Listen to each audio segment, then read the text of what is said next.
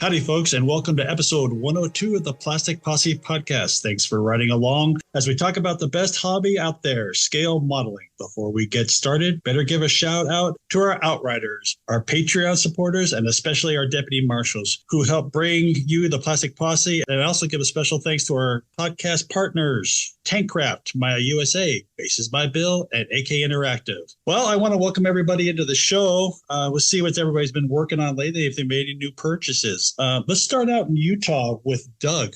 Hey, Doug.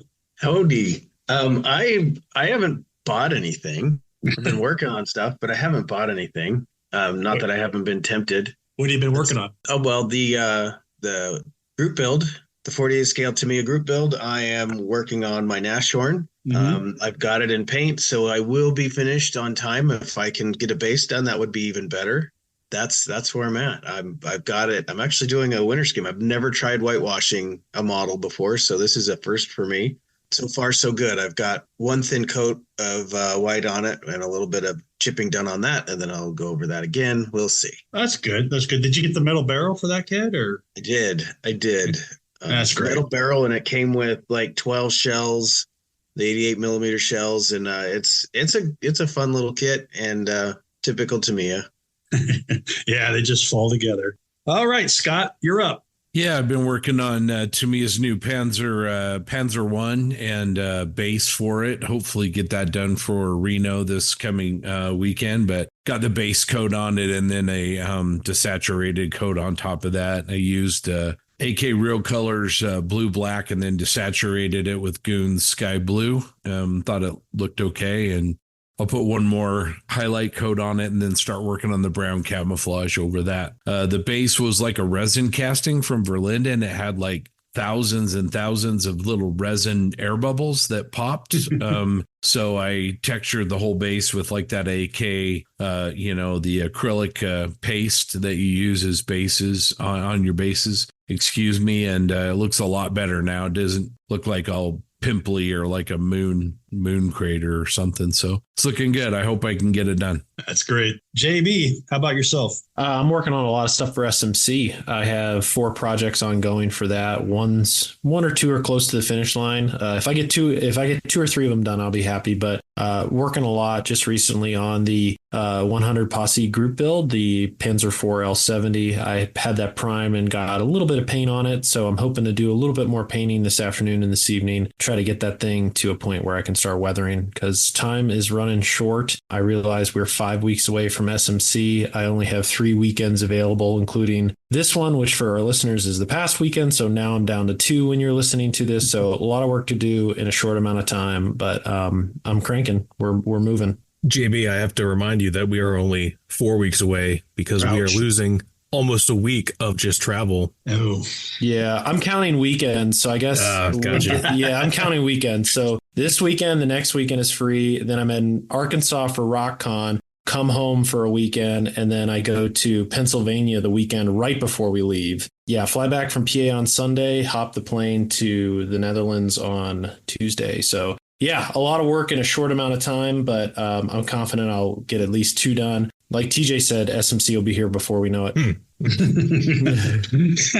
But yeah, to answer your question, Grant, I haven't bought anything. I think I mentioned it last episode. I've like on a buying freeze because I got a big trip coming up and I'm going to be buying stuff there. So I'm like, well, why buy a bunch of crap that I don't really need right now when I can buy a bunch of crap that I don't really need when I'm in the Netherlands?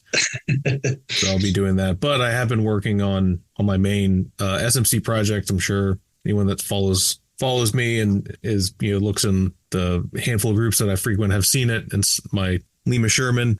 We're going to talk about it later because it's going to be one of our discussion topics, not that vehicle in particular, but yeah, I just had a moment earlier this week when I realized, yes, this is gonna work. I'm gonna make it.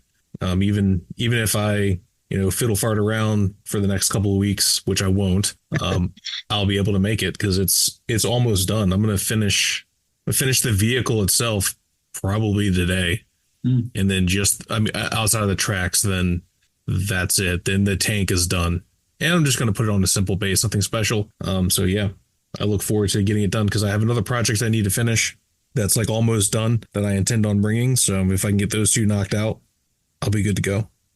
For myself, it's been really, really hot here. We finally we had a week of temperatures about over 112, 114 here, which doesn't seem like a lot, but for California, it's pretty bad. We got a pretty big fire going on right down the road from us, so we're catching a lot of smoke from that. But I did get a little bit of figure painting done a couple of days ago when it cooled off a little bit. I am in the process of getting something ready for MMSI, which will be my last figure base that I do probably for that show, MJ Miniatures project that I got a hold of.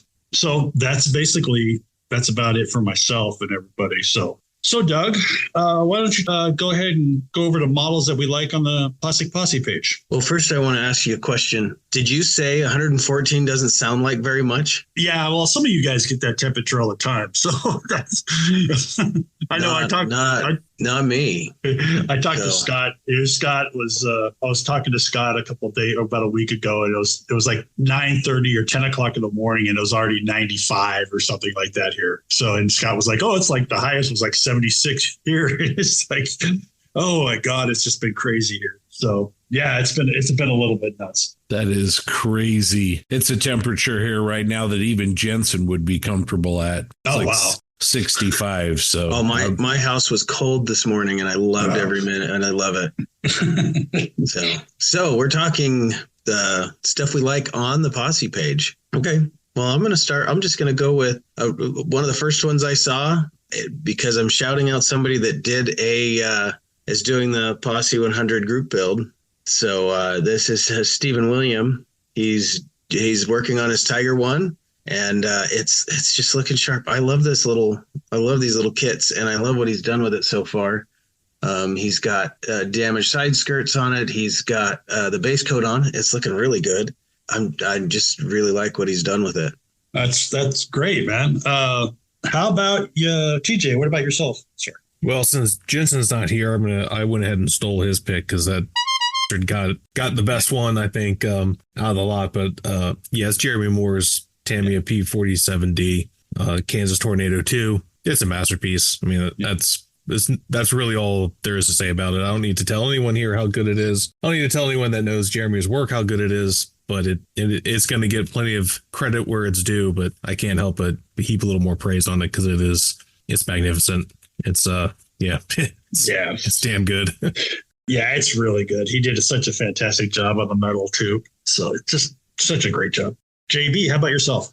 Yeah, I think I'll call out Robbie Knopf's. I really like his P39Q in Lend-Lease camo. It's just really well done. You know, Robbie's a great modeler, and I know that kit wasn't the best to him, so he turned lemons into lemonade on that one, and it looks really good. And hopefully I get to see it in person one day. Maybe he'll bring it to CommieFest next year. But yeah, I'm going to highlight him because I really like it. That's a good call, JB. Yeah, considering where that build started, I thought it turned out really, really good. So great job by Robbie on that. And Jeremy he keeps getting better, just keeps topping himself. It's pretty amazing the work that he's doing. Yeah, it is. It really is, Scott. So since we got you, what's your favorite, Scott? I guess kind of an unusual one for me caught my eye.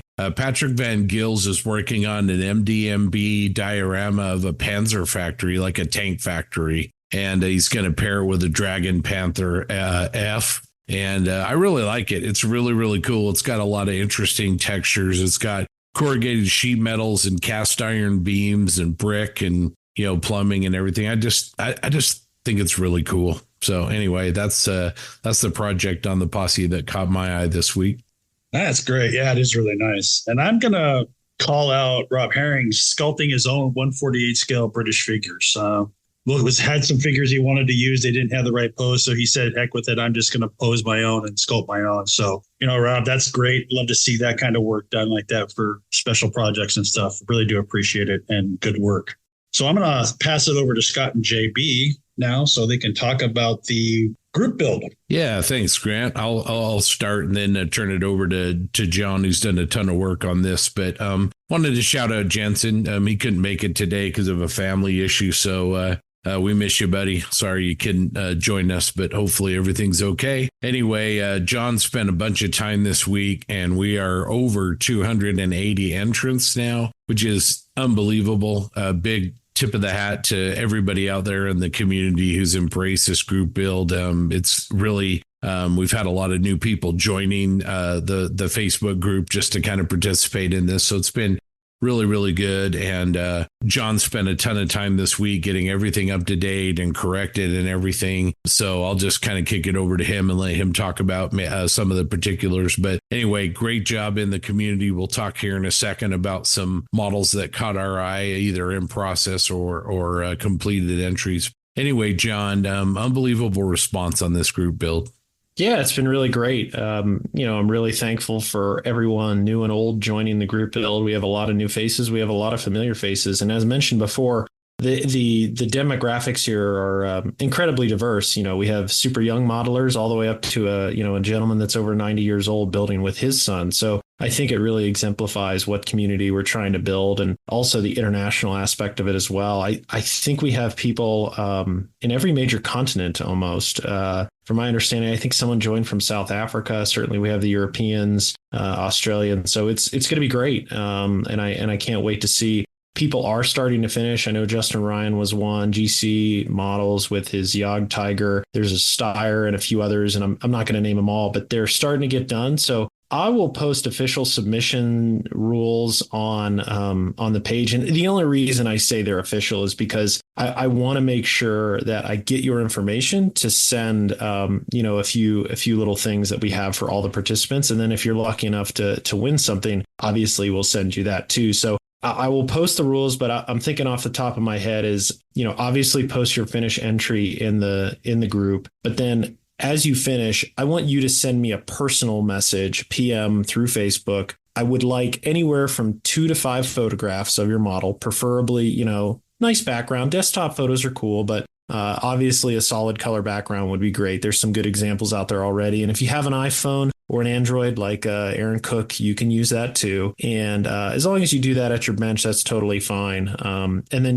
just send me 2 to 5 photographs. Give me a brief description of it. Give me your complete name, because I know some people use their, modeling page names, but just to be sure, give me your complete first and last name, and then also provide your address. This will help us get those packages out. And then I'll also mention, since I'm going to be in Arkansas, Scott's going to go to Chicago, and then TJ and Jensen and I will be at SMC. If you're going to one of those shows, we can hand deliver your stuff. So that's not a problem at all. So we'll get to that coordination later. But as people start to finish, because the group build does end in about 3 weeks, I just want to throw out, in terms of official submission, shoot me 2 to 5 photographs, give me your name, address, and then if you want, give me a brief description of the model too. That's cool. And what we're going to do is we'll take all these finished photographs, and we're going to probably have a long session with our special guests to go over, all of them, and then we'll do a special episode on it. But yeah, it's been a great group build so far. Unbelievable participation, diverse entrants, diverse entries, and it's just been a lot of fun. I'm very grateful for the community support. Specifically, I just listened to the latest Model Geeks episode. A lot of them are participating. Scott Samo's Japanese aircraft is looking crisp. We even got Whitey back in group builds who said he wasn't. So just really grateful for that. And I know there's a few folks on the Insanity side. Justin Ryan finished his ME-109, which looks really nice, intricate camouflage scheme on it. So bottom line, it's been fun. It's been great. It is a lot of fun. And there's still time to participate. People ask, what do I need to do to participate? You just need to start and finish a model before October 2nd. So if you crank those bags open, October 1st in the morning, and you submit something by midnight, October 2nd, you're in. So the only rule is you got to start with an uncompleted, unstarted, I should say, model from Tamiya 148 scale. Yeah, TJ on one of our 48-hour group builds did a German motorcycle, TJ, in 24 hours, I think? Yeah, it was about that. I mean, also that thing was like no bigger than a thimble. It was a little tiny guy. That's what's great about the range of Tamiya kits. I mean, you can get a little tiny, a Kettenkrat or some figures or whatever. Doesn't matter what you pick. Just let us know when you start. And if you finish, reach out to JB, as he mentioned. Well, let's take a quick look at some of the 48 scale group build entries that caught our eye. I'm going to start out. Man, I love reading John Bryan's stuff. He's working on the Tamiya de Havilland Mosquito, and it's great. He's so introspective. He talks about, I should have done this and I should have done that. But the bottom line is that Mosquito's looking terrific. He's got canopies mass. He's doing some stenciling work on it. Great job, as always. His cockpit looked fantastic, which I think Jensen talked about in our last podcast. TJ, anything catch your eye? Yeah, I really like Don Puckett's Steyr truck. He just finished it, I think maybe yesterday, day before. It's cool. Like I have a soft spot for soft skins, and did a pretty good job. Put a little camo scheme on it. It was cool. Really liked it. Nice, Grant. What caught your eye, if anything? I think I really like David O'Hare is doing with his Humvee. He's doing a M1070 or M998 hard shell with a NATO color camo, and just a great little kit, great little build. He's doing such a good job on it. Watching a lot of his updates and stuff like that, talking about it. So it's been really fun with that one. I really like that one. Doug, I'm liking that winter whitewash chipping you've done on your Nashorn. That's looking really good. But what caught your eye? Let's talk about Steve Baker's Fiesler Storch. He's, I think he's getting ready to put the fuselage together. It's gorgeous. The interior work he's done, the instrument panel, which is just a decal, but he's set it in place so well and then finished it the way he's finished it. This looks like one of those instrument panels you would buy. The engine is done and beautiful. The wood on the bottom of the under the seats is really nice. The seats are beautiful. I mean, just overall a beautifully built model, and I cannot wait to see how he finishes it. Yeah, I agree with you. He's a really, really good modeler. So well done, Steve. And let's wrap it up with JB. What caught your eye? Surprise, 3-tone camo. I'll give a shout out to Doc Anderson, our good friend. He's building the Jagd Tiger Porsche suspension with all that T-Rex good stuff and Monroe Purdue. He just recently put a camouflage scheme on it. It's one of my favorite vehicles. I've actually had it slated to build in 35th for a really long time. So happy to see it in 48th, and happy to see not just him, but lesser known Panzer as well with the 48th scale Jagd Tiger Porsche suspension. So just two cool, unique subjects. I've never seen one build. Now we have two. So it's really cool. That's awesome. JB liking a Jagd Tiger. That's weird, huh? The Plastic Posse podcast is sponsored by Tankcraft, makers of the highest quality cutting mats for your workbench. Tankcraft cutting mats are heavy-duty, self-healing, come in two awesome sizes, and have World War II tanks and aircraft blueprint-style drawings on them. Spread out your next build on an olive green M4 Sherman or a Dunkelgelb King Tiger. They've got aircraft too. Check out all the designs and range of unique modelling tools at tankcraft.com. That's TANKRAFT.com. And remember, Plastic Posse podcast listeners can use the code POSSE15 to get 15% off your first order.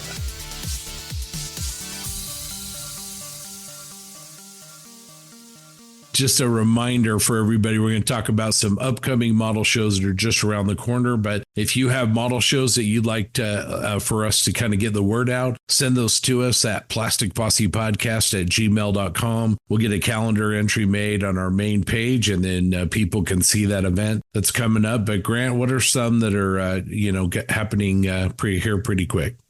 Well, there's a show on September 21st, which is it's next week for us. So me and Scott will be there, the Reno High Rollers annual show. For more details, check out IPMS Reno High Rollers on Facebook or message Cody Kaczynski. September 21st also is the IPMS SLC 2224 show in West Jordan, Utah. Details can be found at IPMS-SLC Facebook page or contact Cameron Corliss. On September 27th and 28th is the Central Arkansas Scale Modelers. We'll be hosting RockCon, which JB will be at, formerly Sprue Do. Looking for more information on our Facebook page or Central Arkansas Scale Modelers, or our webpage at casmodels.org. On October 6th, here in Southern California, Orange County IPMS will be hosting OrangeCon 2024. That is actually on a Sunday at the Doubletree Inn by Hilton in Buena Park, California. For more information for this show, go to their webpage at www.ipmsoc.org.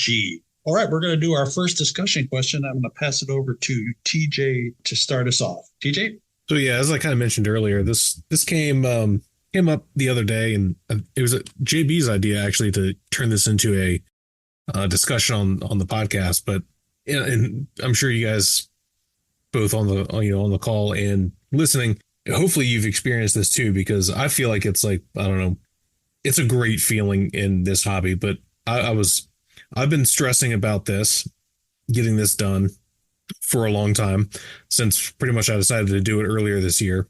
Because again, you can be stressed even when you do things for fun. Things can cause you stress. And I knew it was a complicated finish.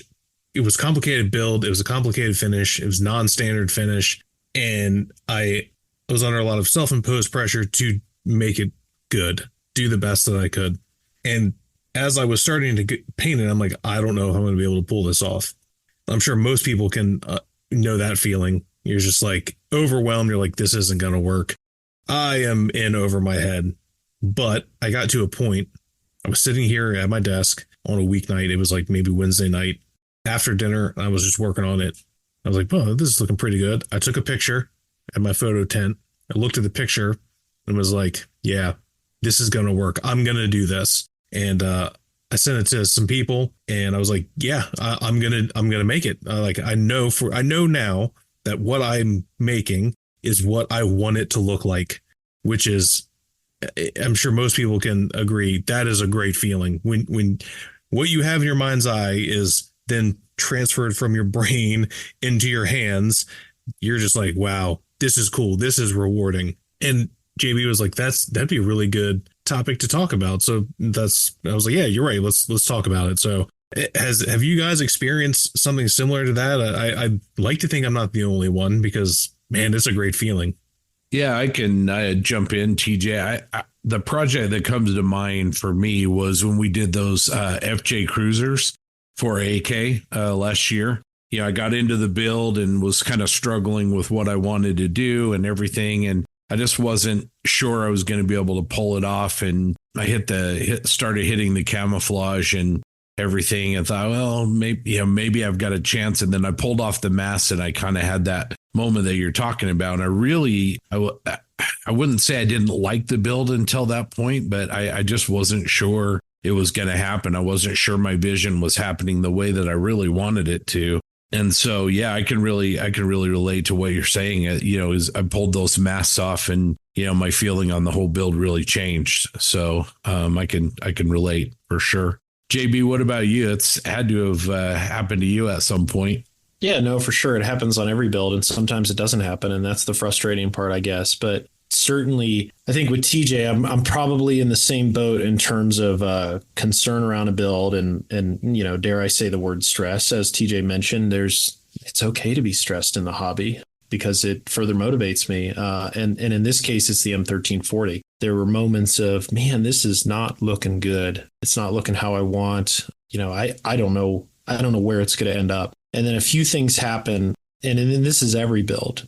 Like I said, it goes one or two ways. You either like it and it sings, or you're like, well, I'm just going to put this one on the shelf. Because as I look over my shoulder, I have things that are like 95, 98% done that I haven't really talked about or published, or publishing as in like posting photos because they didn't turn out the way I wanted them to. But on the M1340, I can think of that specific step that took it from, zero to hero. And that's the addition of the tracks and the stowage, but specifically the rusty tracks. And I still need to dust them. And this is another moment where I'm like, oh gosh, stressed about how am I going to dust them, making sure they look good. But when those tracks were added and when I added the little weld beads on the top run, that's when that build really flipped. And I went from, okay, this is a meh build to, all right, this is getting to where I want it to be. And it's starting to come together in a really big way. And then as you start to add other little pieces, whether it's extra track, whether it's the hatches, the little stowage bits, but as that picture becomes, complete, it really, it just changes your opinion. And then I think for the next steps on mine, where those, you have that big gain. And then there's a few other moments as you're getting to the finish line where you start to mount it on the base, you put the figure on, you do the last touches, all those just continue to level up the build. And I'm really excited for it. One of my goals this weekend is to get the base finished for it. I have the figure primed and zenithal highlighted, but going back to TJ's original point, there are those moments. And then there's moments where it doesn't happen. And as I said, I looked over my shoulder and there's a Urshats M7 Priest, which is essentially a Stug 3 with sheet metal all over it. I spent a good amount of time on it. It's Takom's Blitz kit. I scratched the new, all the mods they did to make it look like a Priest, which by the way, it doesn't look like a Priest at all. But that's a build where I haven't had that moment yet.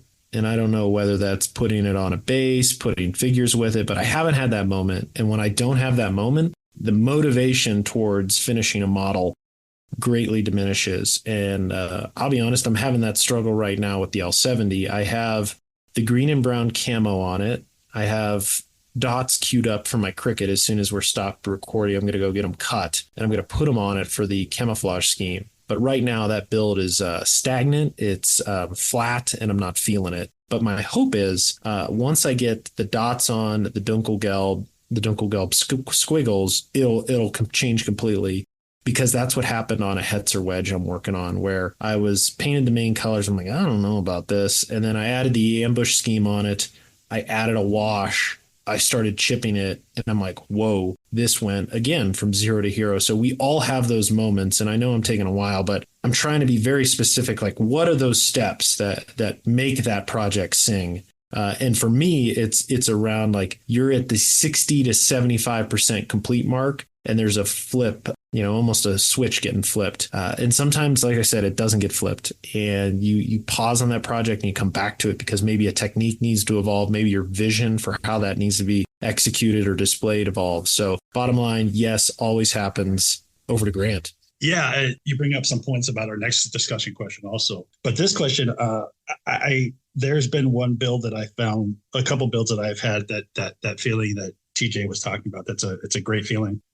Before I go into that, I want to say, JB, the welds on your tracks were fantastic. That just popped everything for me. TJ, on your Sherman, the darker green, the not the lighter, but the little bit dark green on the turret, it was one of those things that just looks great. And those are things that, definitely you guys have expanded so far. For me, I call it the Pumpkin Witch Mott figure, and I was having a lot of problems with orange, trying to figure out how to paint orange. And then I sat here one night and looked at pictures of pumpkins for probably an hour.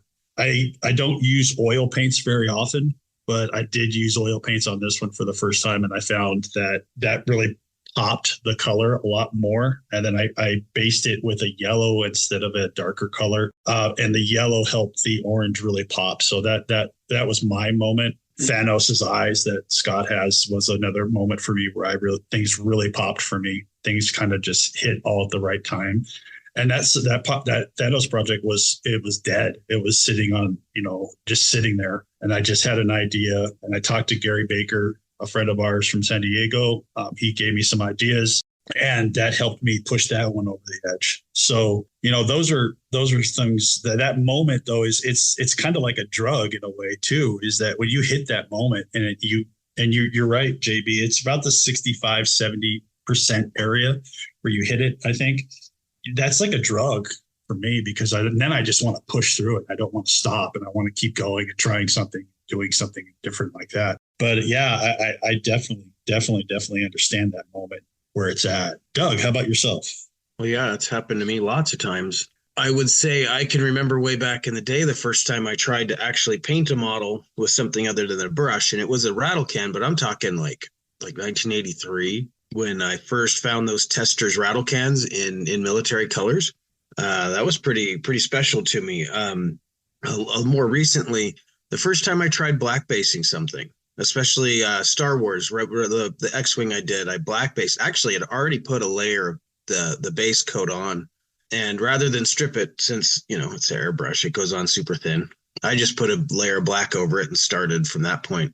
And I was really blown away by the finish it gave me, by the depth it gave me, and I knew it could work. But sometimes you see what other people do, and you're like, I hope I can make it look like that. I hope I can make this work. And then when it turns out, it's a pretty great feeling.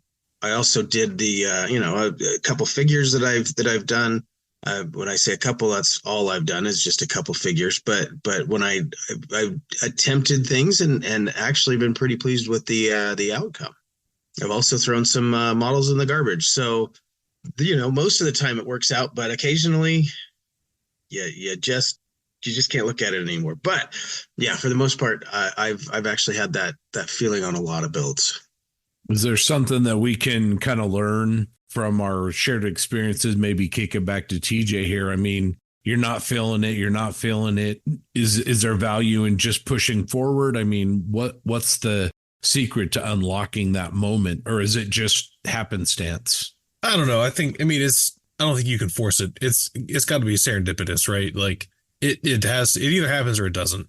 And like JB said, sometimes it doesn't happen. It hasn't happened to me on every build. If I'm just, coasting through something just to get it done, because I'm like, yeah, okay, cool. This is a fun model. I like it. It's cool. Okay. But for me, it's like with this one specifically, because of how I was feeling, but not that I was unhappy with it or like worried about. No, that's not true. I definitely was worried about not being able to pull it off. I wasn't unhappy with anything I had done so far. I'm like, oh, okay, yeah, I really was happy with the build. The first coat of paint, I'm like, okay, yeah, I like this color. It was just the combination of all of it and the pressure that I put myself under, because to me, this is like a make or break model for me, right? I'm taking this as representative of my best work, because that's what I want to put forward when I'm at SMC. I want to put the best thing that I can possibly do on the table. Like, I don't look at this like your random IPMS show, like your local show, where I'm just going to put whatever I have on the table, because I'm flying across the world. I'm not bringing whatever I have. I'm bringing the best that I can do. And when I was under that pressure, and then that just like spark of like, oh, this is going to work. Yeah, I don't know. Yeah, you can't really force it, because it may not happen, because you might not pull it off. I've, just like anyone else, I'm sure there's been plenty of things that I just was like, nope. The Sherbin 3 that I was doing, that was originally going to be my like big project that I wanted to do. When I got to the weathering on the lower hull, like, this is not what I want. This is not progressing the way I want, and I haven't touched it since. And it's probably been, I don't know, 7 months, 8 months. And I probably, who knows, I might not even go back to it. Like JB was saying, it's just not, that didn't happen on that one. That was the opposite of what happened with this model. Yeah, I agree. I mean, I think it is more of a pushing through is hard once you don't get to that point where you think it's going to work. I've had things, we all have our little shelves of shame or shames and stuff like that. We had never finished because we didn't never finish because we didn't like what we were at, where we're at. I think if you push on it too much, it just makes it worse. I think the flow is not there when you are enjoying it as much as when you have that feeling, if that makes sense. So I don't like to push it. If I get to that point, I'm just kind of done. I'm really kind of just stop and I'll just move on. And but that's my idea about it. All right. Well, that was a pretty cool discussion. Hopefully everyone listening out there has experienced that before, because like I said at the top of it, to me, it's just one of the best feelings in the hobby, even more so than finishing a build and knowing that you did a good job. It's just that spark. It can really ignite your passion and really get you to put everything you have into it. All right. So with that said, let's go over to Doug for a little bit of feedback. Okie dokie. Well, we got a lot of great feedback this last week. It was a great discussion we had. We'll start with a long one that I had to really cut down, because David Waples gave us feedback that was a page and a half. So he says he enjoyed the last discussion about handling stress while scale modeling. He discussed it with his club, and they all confirmed that they've dealt with stress in different ways. And all the members confirmed all of the members discussed ways that they've handled that stress. And those things include put away a kit and come back later, a bench reset, doing a slammer build, kit organizers, write notes on the instructions, and avoid deadlines. He added his own thoughts. He said journals, choose group build wiselies, and bench resets. And those are his thoughts. And he's said it was a great discussion, and we really appreciate David. That was a lot of information. I love that you actually took our discussion and shared that with your club. That's really great. Great feeling for us to know that you moved on and took that elsewhere.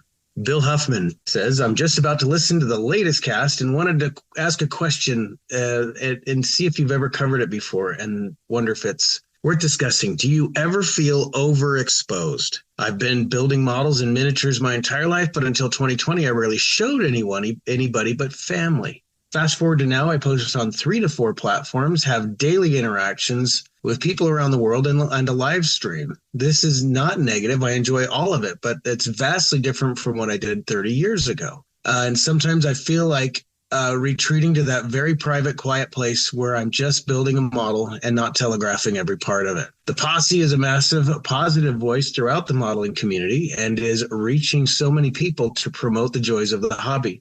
Do any of you get the feeling of being overexposed and want or need to just pull back a bit and find that private time to just build a model and not tell everybody about it? Yeah, I think a bunch of us kind of engage with Bill on this. This is a really insightful question. You know, we had the opportunity to visit where Bill works, and he, you know, as we mentioned before when we were there, has an idyllic space where he has everything he needs. I mean, literally at a hand's length where he can work and be really happy. But on the other hand, he's really bringing a lot of happiness to people with his own community. And so it's definitely two different things. You know, I know, speaking for myself, the time that we spend on the Posse is valuable, but it does take away from my time at the bench. So, you know, that's kind of what I talked to Bill about. You know, what do you guys think about this? I'm kind of in the same boat. Sometimes I would just, being here and talking to people and stuff like that is great. I love that. Don't get me wrong. But sometimes I do that quietness, I guess I would say, of just being able to build something and build it the way you want, not have to back off or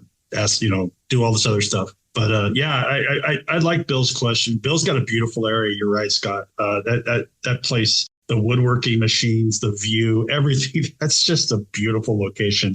But, I see where he's coming from. And sometimes it is a little much. I commented on his post and said, I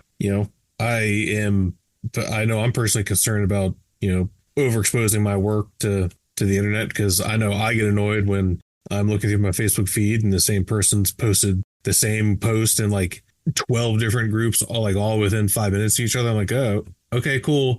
Scroll.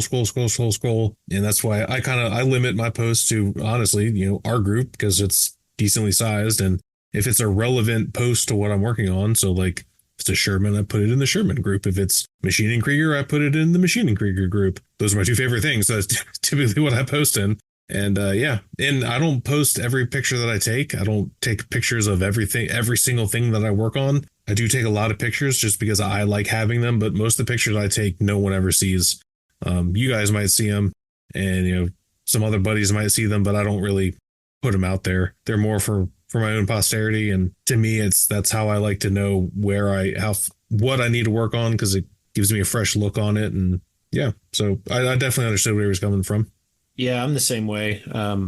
If you look back 4 or 5 years when I first started my JB Closet Modeler page, I was aggressive with posting, but you get fatigued after a while. And specifically the last, year to 2 years, I think there's a lot of contributing factors. As I mentioned, I think it was another post I mentioned, every minute of my day is curated. I shouldn't say curated, but it's almost spoken for. And when I have a breather or when I have time to do something, the last thing I want to do is post, to be honest, nowadays. Just because of my job, I spend all day on the computer, and I'd rather come home, model. And fortunately, a lot of my progress pics are taken on my phone, but I rarely share them because I'm just fatigued. If there's certain moments in the build that I'm like, oh, this is an accomplishment, like TJ said, I'll share it in a specific group. For me, it's really, I don't build Shermans that much, but if I did, it'd be the Sherman group, weathered models I love, and then the Tamiya page. But I would say an overwhelming percentage of my posts are not even on my personal Closet Modeler page. It's in the Posse group because of that community that we've created. But even then,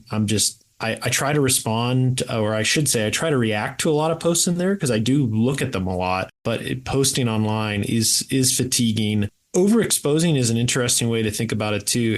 TJ mentioned I used to do that. When I was trying to build my brand and get my name out there, I would post in a lot of groups. I think if you're going to do that, that's fatiguing in itself. I have found that try to make each post unique if you're going to post in multiple groups, because in a way it is kind of spammy. And I got that vibe again 4 or 5 years ago when I was sharing a lot of builds. I don't know if it's the Facebook algorithm or what, but if you share the same post to multiple group builds, I think it categorizes it as spam or it, derates it, whatever you want to call it. But if you put a personal message on each one, I think that helps. It shows that you've taken enough care to understand where you're posting it. Like for weathered models, my comment's going to be different if I'm posting in the Tamiya group. So to me, I'm going to highlight, their product. It's the Tamiya group, painted in XF, whatever. But on the weather model side, maybe I'll make a comment around, ice coming together or, mud or something like that. So this is kind of like Bill's question, maybe not, but I definitely feel I've overexposed myself. And with that overexposure, it turns into fatigue. And the fatigue, you can only keep this up so much. And to be honest, the same is with writing modeling articles. Like, that's the last thing I want to do right now. Again, I spend all day on the computer. The last thing I want to do when I come home is write a modeling article. It's just hard right now. If my job changes and I don't spend 10 to 12 hours a day in front of a computer, maybe I'll feel differently. But yeah, I'm with you, Bill. And certainly my professional circumstances are a major influence on why I feel like I'm overexposed. So I've never been heavy into posting online. I do post a lot when I'm building something, especially for a group build or something. But a lot of times it's just shared with friends, with the guys from the posse, or just friends from my childhood. I keep a lot of it to myself sometimes, just because I just want to be doing it and not worrying about what other people think of it. Just for the relaxation side of it. I will move on with, we had a few more. We have one from Tony Jacob, who he says he liked your conversation on the latest podcast about managing stress in the hobby. I'm brilliant at screwing things up, so my modeling stress tends to be moment to moment at the bench. The way I manage is to firstly embrace the suck and try to view my mistakes as opportunities to learn how to fix different problems. We're going to go on here. Joe McCaslin said episode 101 was interesting. I think in a way it tied back to another episode that covered mental health. The time I spend at the bench is more about getting away from stress. Now, granted, stress is present. Stress about the build, construction, the paintwork, etc. When that stress gets too much for me, I get up and walk away. While a certain amount of stress is normal, I don't want to be stressed about the hobby as well. Marco Lips, just listening to episode 101, I thought it was supposed to be a stress relieving show, guys. But then you drop the bomb. The group build ends October 2nd. Geez Louise, talk about pressure. But another good show in the book. Doug's story on stress in the hobby really got to me. Thanks for having the balls to share that with the modeling community. Well, I just shared how I felt. I'm glad that it meant something to someone. And finally, I want to give a shout out to Cliff Herring. There have been a lot of 100 posse group build memes out there lately. And he gave us this brilliant one. And you don't even need to see it to get the gist of it. The first picture says announce a group build causing stress. And then the next episode covers managing stress. So I thought that was pretty funny. I wanted to share that and move on. So that's what we have for feedback this week. And I'm going to turn it over to Scott. Yeah, thanks, Doug. Cliff is always pretty funny. He's a funny guy. Well, I want to intro a conversation. I'm not going to call it an interview because it definitely isn't an interview, but Doug and JB and I got a chance to sit down and talk with Jake McKee and have a great discussion about sort of his take on the hobby. And it's really centered more about being creative than just his modeling. He was a person at Lego that communicated with the fans of Lego, and we get into that quite a bit. We also kind of talk about, his influences and things like that, but really it's a really great in-depth discussion. I think you're going to really, really like it. So here is that conversation.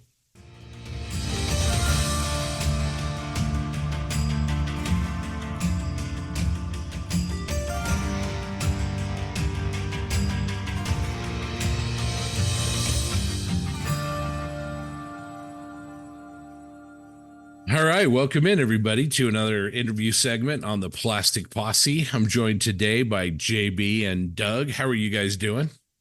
Very good, thanks. Great to be here. I stepped on you, Doug. Sorry. It's okay. I gave a pause and let you in and just stepped on you too. That's all good. It's all good. I'm happy to be here, Scott. Knocking the rust off early. Anyway, as I was scrolling through the Plastic Posse the other day, Matt McDougall had posted a post and said, after lunch with the master of scope creep. And of course, I immediately knew who that was. It couldn't be anybody but Jake McKee. How you doing, Jake? Thanks for joining us. Well, thanks. Yeah, I'm not sure how I feel about that title, both proud and shamed at the same time. Well, I think those lunches seem like they definitely have an influence on Matt. You know, after you guys have lunch, there's always some new posts on both of your feeds. So it seems like there's definitely some collaboration going on there. Yeah, that's, we feel like we need to make those lunches a lot shorter. We try and do them once a week or so. And, for the shortest period of time, because that means that's the smallest number of ideas we give each other on the way out. Absolutely. Well, I also, before I turn the mic over to Doug here, Jake was also kind enough to travel with Matt and come on up to the first annual Wasatch Hobby Expo, which was the show that me and my team put on last June. And I think they had a really good time, but it meant a lot to me, Jake, that you guys would come up. And unfortunately, your diorama that you talked with Dave and Mike on Mojo about wasn't quite as fortunate, didn't make the whole trip. And so we ended up getting Jake an award of the most damaged subject in respect and everything, sponsored, of course, by the TSA. So, and I think that was presented to you by Matt at one of your collaboration lunches, if I'm not mistaken. Yeah, it was. And it was, I was laughing so hard that people in the adjoining booths were looking at me like, what's wrong with that guy? But it is hanging proudly in my hobby room now. So thank you, guys. Well, the award was fairly earned. I mean, for sure. That poor diorama. Oh man. Anyway, all right, Doug. Well, let's get into some background about our friend Jake here. All right. Hey, Jake, we've heard you before. We've heard you on interviews with friends of ours, specifically the Model Mojo, and we would love to have a little more information about you. Like, how did you get started in modeling? I mean, we know you started young and you took a little break like most of us did, but how did you get started and interested in the first place? Yeah, it's a good question. So I kind of go way back as somebody who's been using my hands to make things, since I was very, very young. And my mom always talks about, being very young, like 4 or 5, and having to go out and buy all kinds of weird things just to keep my hands busy, and she got to the point where she was buying like crochet kits and, all kinds of crafting stuff just to have me, keep my mind busy. And over the years, I found modeling, I think, 8th grade, maybe 7th grade, somewhere in there. And by the time I got into, I guess that summer between 8th grade and 9th grade and in early high school, there was a hobby shop in my small town that was, a cool little small hobby shop, and found Fine Scale Modeler and ended up, looking in the back where they had, if you guys remember the Fine Scale list of activities and shows and stuff that they always had in the back, and found one that was in the LA area somewhere, and drove a couple hours up and met some people that were in my local town, and there we go. Right. I think it was an IPMS show, if I'm recalling correctly, but and that just kind of kept adding to this is cool. There's lots of people doing really cool stuff. And, my folks, very much to their credit, every time we'd go on a road trip or a vacation or something, there'd be at least a couple of hobby shops between here and there that we'd stop at just to see what was up. And, I didn't have a lot of money as a kid, but, we still stopped and looked at everything. And, the ideas started to blossom, and the Shep Payne book and the, oh God, what was it just left me, the Art of Modeling. What was that guy's name? He was brilliant. His work was amazing. But those handful of books that kind of prompted us all.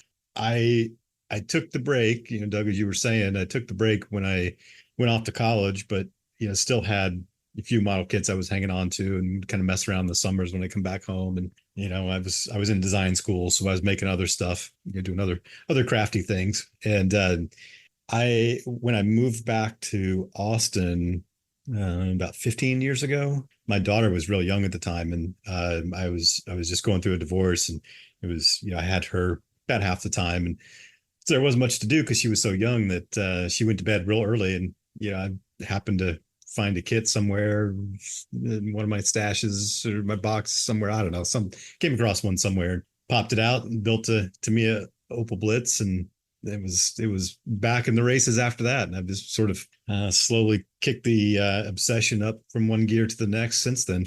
That's awesome. That sounds like so many of us went through similar things to get to that point. Yeah, when I was at Lego, they called it the Dark Ages. You'd build with Lego as a kid. You'd go through the Dark Ages when you went off to high school with college, and then you graduate college and you'd come out of the Dark Ages and go back to building Lego. When you worked for Lego, correct? I did, yeah. Do you want to talk about that? That's really fascinating because oh man, I feel like I'm cracking my knuckles. All right, here we go. I love talking about that gig. That was so much fun. That was I was a Lego kid, and lots of kids grew up saying they wanted to be astronauts or policemen or firemen. I grew up saying I wanted to design Lego kits, and I joined actually as a senior web producer in 2000. Moved to New York for the Lego Direct business unit was just starting, where all the direct to consumer activities were happening, and was a senior web producer doing all kinds of kind of miscellaneous project web stuff for my day job. But I also was doing a lot with the adult fan community. And after about a year and a half, I went to my boss and I said, "Hey man, can't do 2 more full-time jobs anymore. This is nuts. I don't know why we're not putting more energy into the adult fans." And he goes, "Oh, that's cool. I've been waiting for you to come tell me that." I'm like, and okay, well, here we go. And so I moved in, kind of refocused my efforts out off the web development specifically, into building out the relationship between the adult fans and the company itself. And so really all of what you see today, we went from what did we estimate back then? About 1%, maybe 2% of the purchasing was done by adults, and I just heard a couple weeks ago that we're up to about 45% now of the purchases that go through Lego are from people 18 plus. And as I tell people these days, the simplest way I could say my job was to convince the world that Lego was a creative medium. Because if I can get you to believe it's a creative medium, I can get you to buy anything. I can get you to do anything, and I can get you to connect up with anybody, right? It was a very strange concept at the time for a company that was really focused on boys 7 to 12 selling a toy. I spent a long time bashing my head against the wall over and over, trying to get the company to see, no, there's real business opportunity here. I think it was mentioned earlier that I actually had the chance to participate in quite a bit of product development, including a couple of designs of my own that, I had some cool designs, handed them over to some Lego designers that were full-time, and they turned it into something you could actually sell. So that was a pretty cool process to go through for sure. Are you allowed to name any? Yeah. So a couple that I worked on real heavily, the Santa Fe train engine was one that I worked with a guy named James Mathis that was an insanely talented train designer, Lego train designer, just a fan. And we brought him in, and he and I worked together quite a bit on that one. There's a train container car that was mine. And that's the one that I had a slightly more complex version of what ended up selling. They kind of simplified it a little bit, make it a little easier for everybody to build. But those are my 2 favorites by far. We did a lot of other things though that in our direct to consumer business unit, we sold the Imperial Star Destroyer, the $300 3,000 piece set that everybody in the company said there's no way this is going to sell. It's too big, too expensive, most expensive kit we'd ever made to that point. And of course, we've sold out the first 10,000 production run in no time flat, and I think we did several more after that. But so a lot of change that company's gone through in the last couple decades. Oh yeah, certainly. I mean, gosh, I remember my mom would go to flea markets and just buy bags of Legos so I could build them at home. But now it's a different world, and I still, like you said, I still find myself building Legos as an adult. You mentioned the cost of them. Geez, oh man, they're more expensive than models. But I mean, I think it's worth it. I picked up Rivendell for my wife. What a piece of, like you said, it's not just a toy. It's much more than that. The engineering alone in it is just unbelievable. Yeah. And somebody recently on one of the podcasts, it may have been you guys, that was talking about instructions. And that is one thing that I've always been really impressed by, even as far back, 7 or 8 years old and building the stuff. And I remember at the time very clearly thinking more than once, man, these instructions are really impressive. How did they know to do this? That's an art in and of itself. Oh yeah, 100%. I mean, certainly Tamiya, Lego, they all fit in the same category. Dragon, not so much. But regardless, like you said, I think Lego, I'll stick on it. Lego was my favorite toy growing up. And to be honest, quite frankly, influenced a lot of aspects of my life, not only the hobby itself, but also my career field. Lego is what made me want to become an aerospace engineer. I built airplanes in Lego and influenced my career choice. And I still harken back to those days in the basement, building my town, building airplanes, very similar to scale modeling in a sense. You have your own little Lego workshop. And I just think that's amazing that you can have a professional tie to a toy that has changed. I mean, it's changed a lot of people's life, mine included, in terms of just a technical doing things with your hands, teaching you basic principles of construction, engineering, heck, even how things work, for crying out loud, the technical sets as well, growing up in the 90s. So I just think that's really cool, to be associated with that. Yeah, and I'm with you. I think it influenced me in a lot of different ways, from creative thinking to problem solving to being able to visualize patterns and those sorts of things. And I feel really, really lucky that I was able to join Lego at the time that I did and do the work that I did, because it had a very unique opportunity to impact the way that we all now think and assume companies and customers work together. And that's, I've talked about turning things into careers. That's really what I have been doing for the last 25 years, is helping companies connect directly with their customers to help them grow their business for them, instead of having to do it all themselves, right? And the way that we fought hard, our team. We fought real hard. I've still got bruises about how hard that changeover was, but once it really kicked in, it really changed the way that kids growing up today, the difference between the way that we all grew up with kind of the nerd culture being this underground, don't really talk about it. You want to talk about football and drinking beer, that's fine, but don't talk about the building toys. That's that's not cool. But the acceptance and the embrace of nerd culture in such a mainstreaming way that my 17-year-old daughter is just like, yeah, me and my boyfriend build Lego stuff all the time. We give it to each other for gifts, and when they take it to school and say to their friends, hey, look what I did, it's cool, it's interesting, it's engaging. It's not like, what are you doing? That's so strange. What's going on? And whether it's video games or scale modeling or whatever else, the ability for me to say to somebody, oh yeah, I built scale models, and them go, oh, that's cool, is dramatically different today than it was 10 years ago, and really different than it was 20 years ago, right? Where it was just this thing you didn't really talk about except with the people in the know. Yeah, I mean, it's really interesting. I love this topic, actually. I'm out and proud with modeling, and I think all of our friends are now. Like you said, it's something that's really changed over the last 10 to 20 years. You mentioned Legos. We have a couple Concords where I work. I mean, Legos are part of our culture at work, for crying out loud. And even scale modeling. Like, now I'm known as the scale model builder at work. Mm-hmm. And, it's something that, like you said, 20 years ago, I talked about it a little bit, but I was never, it never came up in conversation. And, it was just a different dynamic.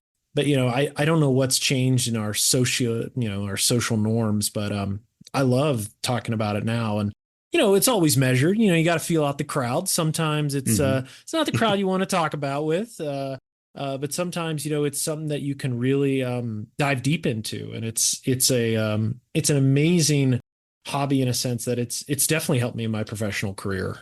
It's so cool to hear your side of the story as well from the professional aspect, and I'm with you. I'm happy to talk about it anywhere. And there's a lot of people.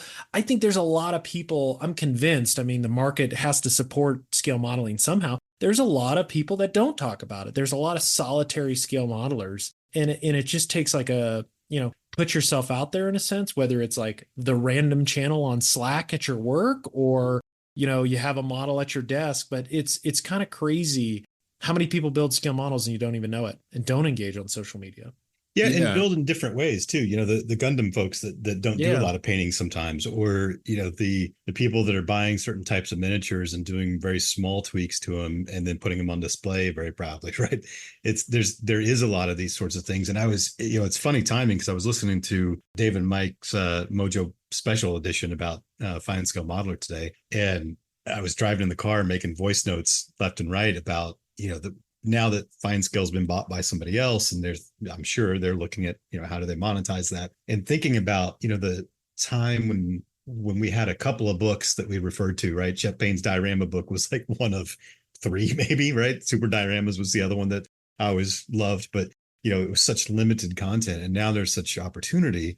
I think there is a different way of thinking about how do we mainstream some of these things? How do we pull, I'm using my quotey fingers, but celebrities out of the community and really promote what they're doing, give them platforms, help people create ways of sharing, not just sharing on behalf of somebody else, right? We used to pick up a magazine and there'd be, 10, 12 articles in there, and that was all that got featured that month, versus, really kind of shifting from, we are here to promote and sell specific amounts of content we handpick, to our whole mindset is the creative media mindset, right? We're here to help sell you ideas, to help sell you approaches, to help sell you techniques for how to write articles, how to share content, how to take photos. And I think that's, as we move forward, I think that's really what's going to be important, is figuring out how do we get some of these things out there in the world there's a lot of Venn diagram overlaps between all the types of scale modeling, right? I just got a laser cutter recently, and all these women doing craft stuff. Oh, I want one so bad. It's not at all my interest, but seeing their techniques and being able to apply them is, it's exactly what I need to learn, right? But it's just in a different context for a different group of people doing a different type of product. But fundamentally, the Venn diagram overlap is significant. Yeah. We'll come back to the laser cutter. I want to delve in on that. You mentioned Fine Scale in that editorial. I read it.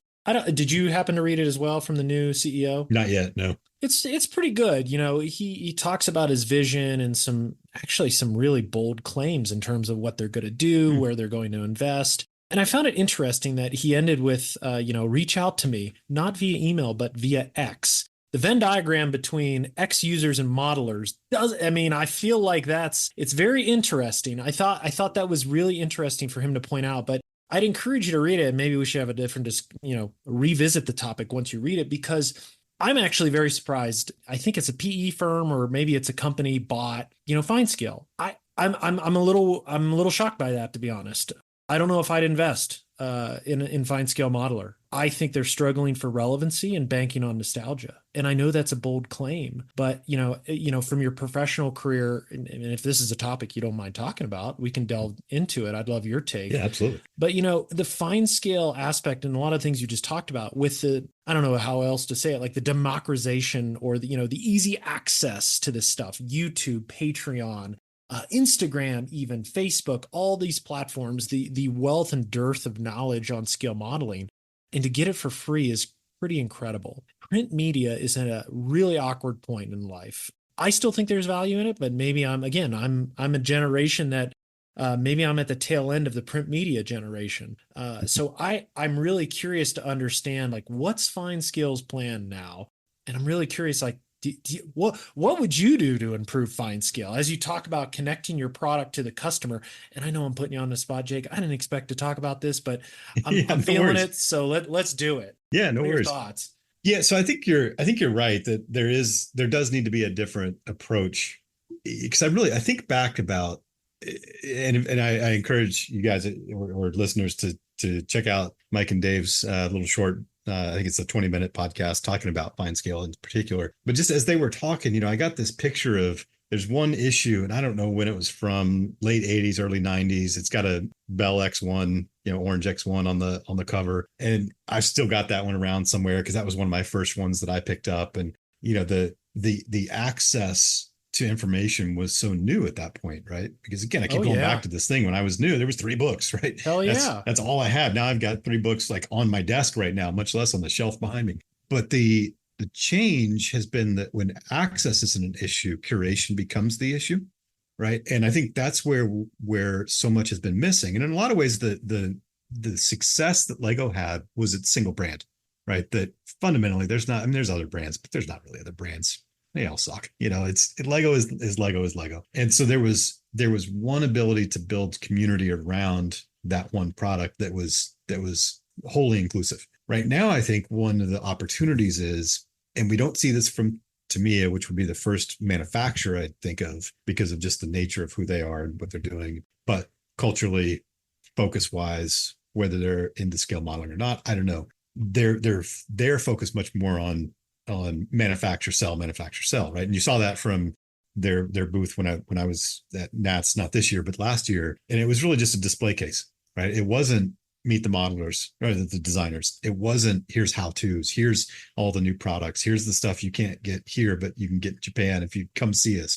And there's no, teaser about the museum there, right? It wasn't a cultural booth. It was a sales booth. And it was a very ill-used space for that, even because it was just a handful of models and a lot of space. It looked very nice, but beyond that, it didn't connect with me. It didn't make me walk by and go, my God, you guys are in charge of this concept of scale modeling, right?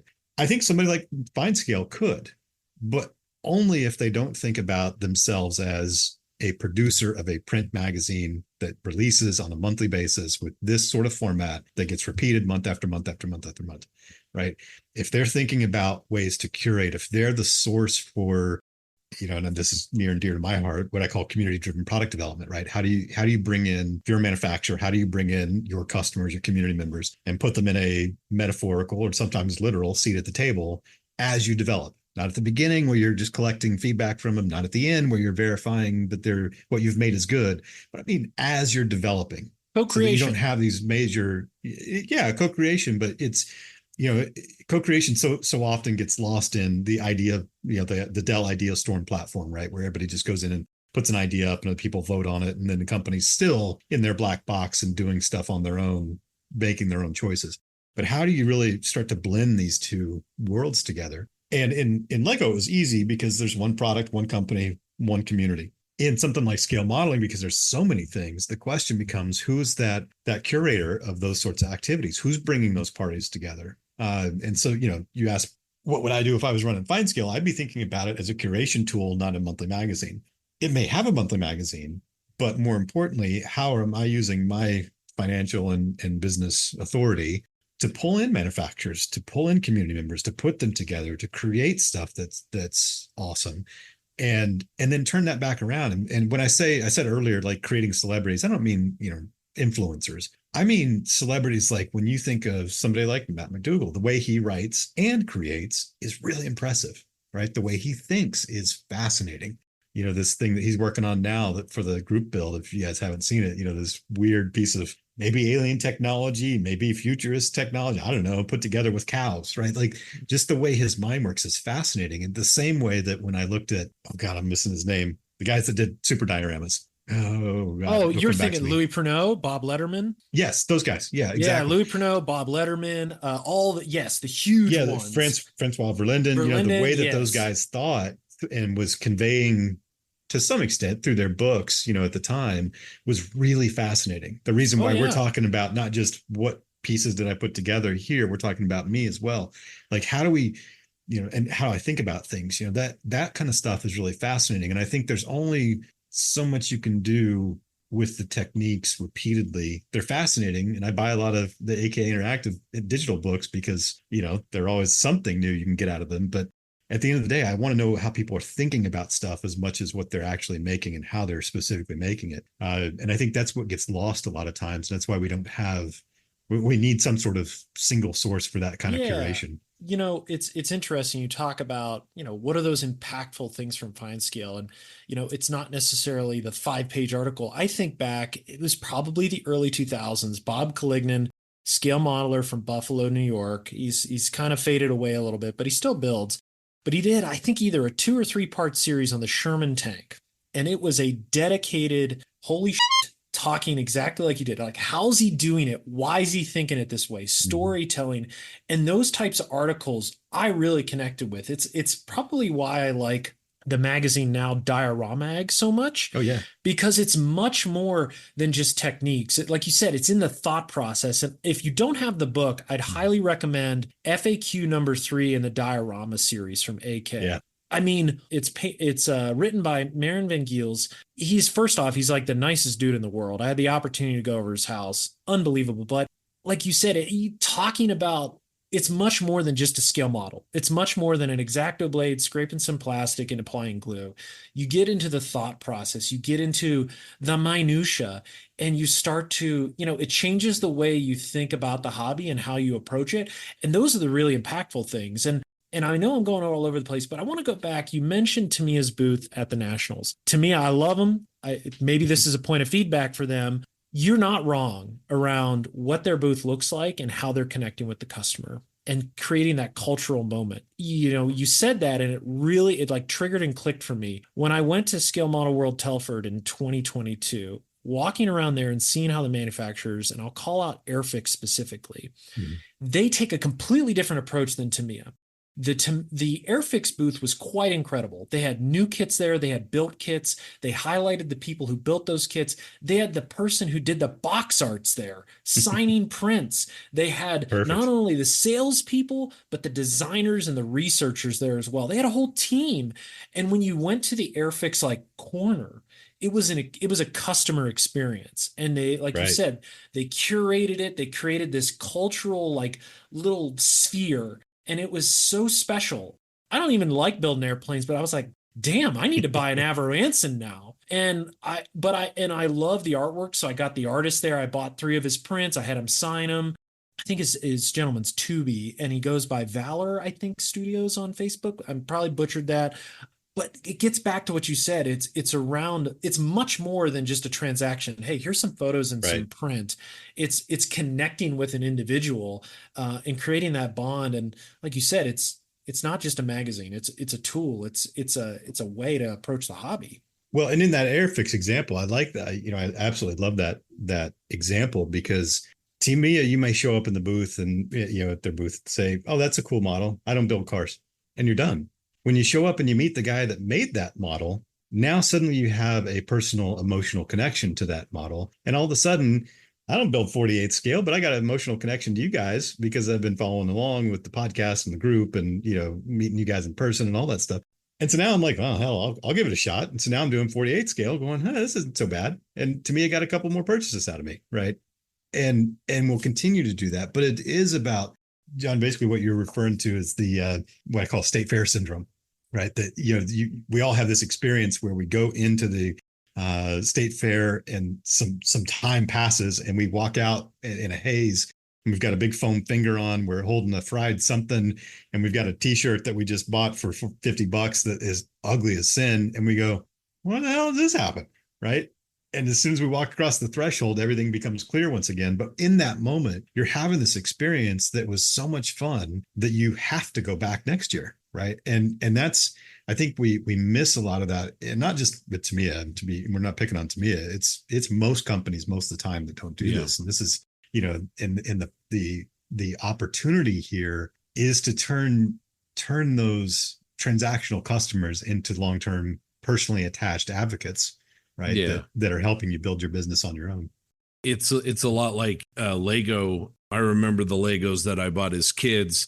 There was a lot less of these, I'm going to call them kits, where you're doing a pretty high fidelity model considering you're making it out of bricks of a certain subject. It was more kind of, hey, here's a collection of bricks and here's 5 or 6 things that you can make out of these things, right? To now, you've got these, you mentioned the Star Destroyer. You've got these really, the Formula One cars they do, which are unbelievable. You've got these really high fidelity, high detail kits, and like John mentioned, in scale modeling, I mean, he was JB Closet Modeler, right? I mean, it was sort of, I think you keep calling it nerd culture on the other podcast. And when you and I have talked, that kind of maturation of nerd culture and acceptance, and then what you're talking about with Tamiya's booth and sort of Fine Scale's approach. It's something that we do as a podcast. We tried some more, for lack of I don't want to get into the weeds on this, but more technical things on the podcast, and we didn't feel like that they worked very well. And really kind of what it boils down to is what are our experiences relative to each other? How can we create, and how can we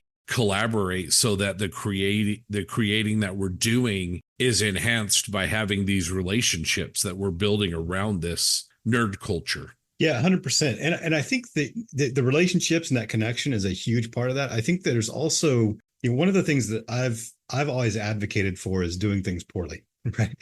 And I don't mean doing a poor job, but doing things poorly, right? How do we show up and see, the Airfix booth, and I'm imagining this, but the Airfix booth having the professionally made models, that are absolute perfection next to ones that have been curated, selected by the Airfix team from the customer base to put next to them is vastly more motivating to me as a real person, as a real builder, than seeing just perfection.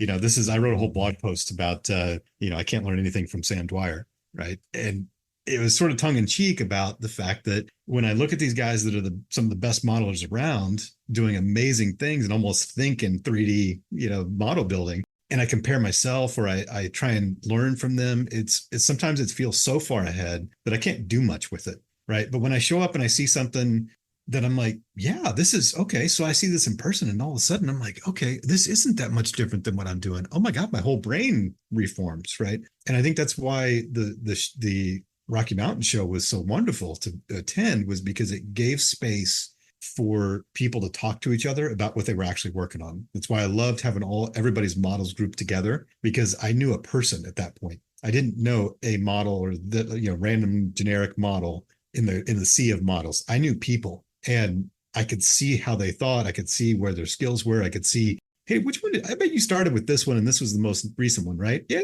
Oh, okay, cool. I can tell. I can see skill progression, right? And those things, I think in a creative space, it's so hard to show up and learn something from the best in the world, right? It's inspiring, absolutely, without question, inspiring. They may be able to write a book that you can learn some things from, but I can't tell you how many books. I've bought so many of the AK books, and they're really good in a lot of ways. But whether it's the AK books or any of the other how-to books, there is 15 steps between the two that I get that I want to see and hear. I want to know, how did you apply the super glue? I know that seems like a little minor thing, but when we're all sitting at our workbenches trying to figure out how to not have measured glue marks, sometimes I applied it this way, and every once in a while I have to stop to burn off the super glue from the end of that implement, is an important, really important step for where I'm at, right? And I think we lose that in the very simple, basic stuff, or the very, very complex, everybody's, off the charts amazing into the spectrum. Yeah. And you mentioned those, this gets back, and I think the reason why this certain individual and publication was so successful is Tank Art. Those books, they are just an amazing resource, because it's not just like, oh, I slapped on XF74 and I put a clear coat on and it was done. It was much more, the thought process, the why, the how. Mm-hmm. And that's what I think is, that's what makes a great publication. And, it's interesting. I did listen to that Mike and Dave special, and I think one of them mentioned at the show, this comment actually really irritated me, that I heard one of the Fine Scale editors said. It was, if you want to see a better magazine, step up basically and be the change, contribute and submit your work and be, make us better. That is, this might be controversial in the Plastic Posse, but like, that's a cop out. That's BS. You're a business. That is your job. Your job is to make a better product for the customer.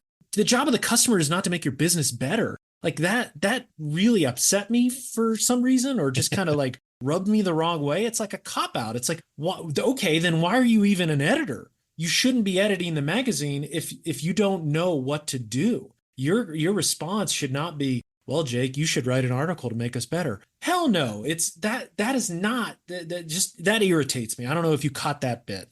Yeah, I did. And I understand the concept, and then we can move on to modeling stuff and after I finish this rant. But I've for 20 years, my community building mantra has been everybody goes home happy.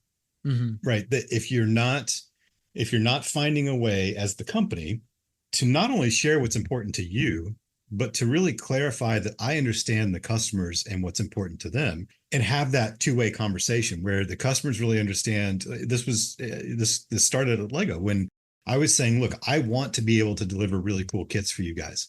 Mm-hmm. In order to do that, here's what we need. When you show up and do an event, get the press there, right? When you are, invite the public in, make it instead of a one day, one afternoon kind of thing, just for a small group of people, make it a broader, make it a weekend event and invite the public in for one day. And all of a sudden, we can start to track these things, and that works for you. And then I'm able to deliver what you keep asking me for. And I'm being very clear that I understand what you're asking for. And there's a fair value exchange there, right? And at the same time, my job as the person running the community program was not just to say, get the press there. It was to guide them in how to get the press there. So I'd bring in our PR people. I'd bring in, some of our copywriters. I'd bring in people that would help them to understand as a community how to do those things that would then result in these better benefits. And I think the idea of what the fine scale editors are saying isn't, sure, if it's a submission based magazine, then the better the submissions, the better that magazine. Yeah, I get that. But that is the most basic and kind of short-sighted, honestly, way of thinking about it because of a couple of things. One is we've heard countless stories about people sending in really great models and really great write-ups about them. And 6 years later, they show up in the magazine, right? I get that. There's logistical reasons for that. I'm not knocking that. It's just a reality. It's hard to make this fair value exchange happen when it may require me to wait 6 years. That's number one. And number two is, don't tell me show up with better content. Show me how to show up with better content, right? Show me. I know there's a lot of people that are doing amazing work, can't do great photos. I'm guilty of that myself. I can take photos. I just don't often take good photos. And people knowing how to write for the purpose of that particular piece of content, right? Those are hard things to do. People spend their careers learning that. And we're saying, well, just toss it out. Right. And they're not giving any help. They're not giving any playbook for it. They're not giving any how-to sessions or seminars. And that's what I mean, going back to that curation, right? That if fine scale is known in the hobby as the source for how to make and share really great content, make and share is a very important distinction, not just make, right?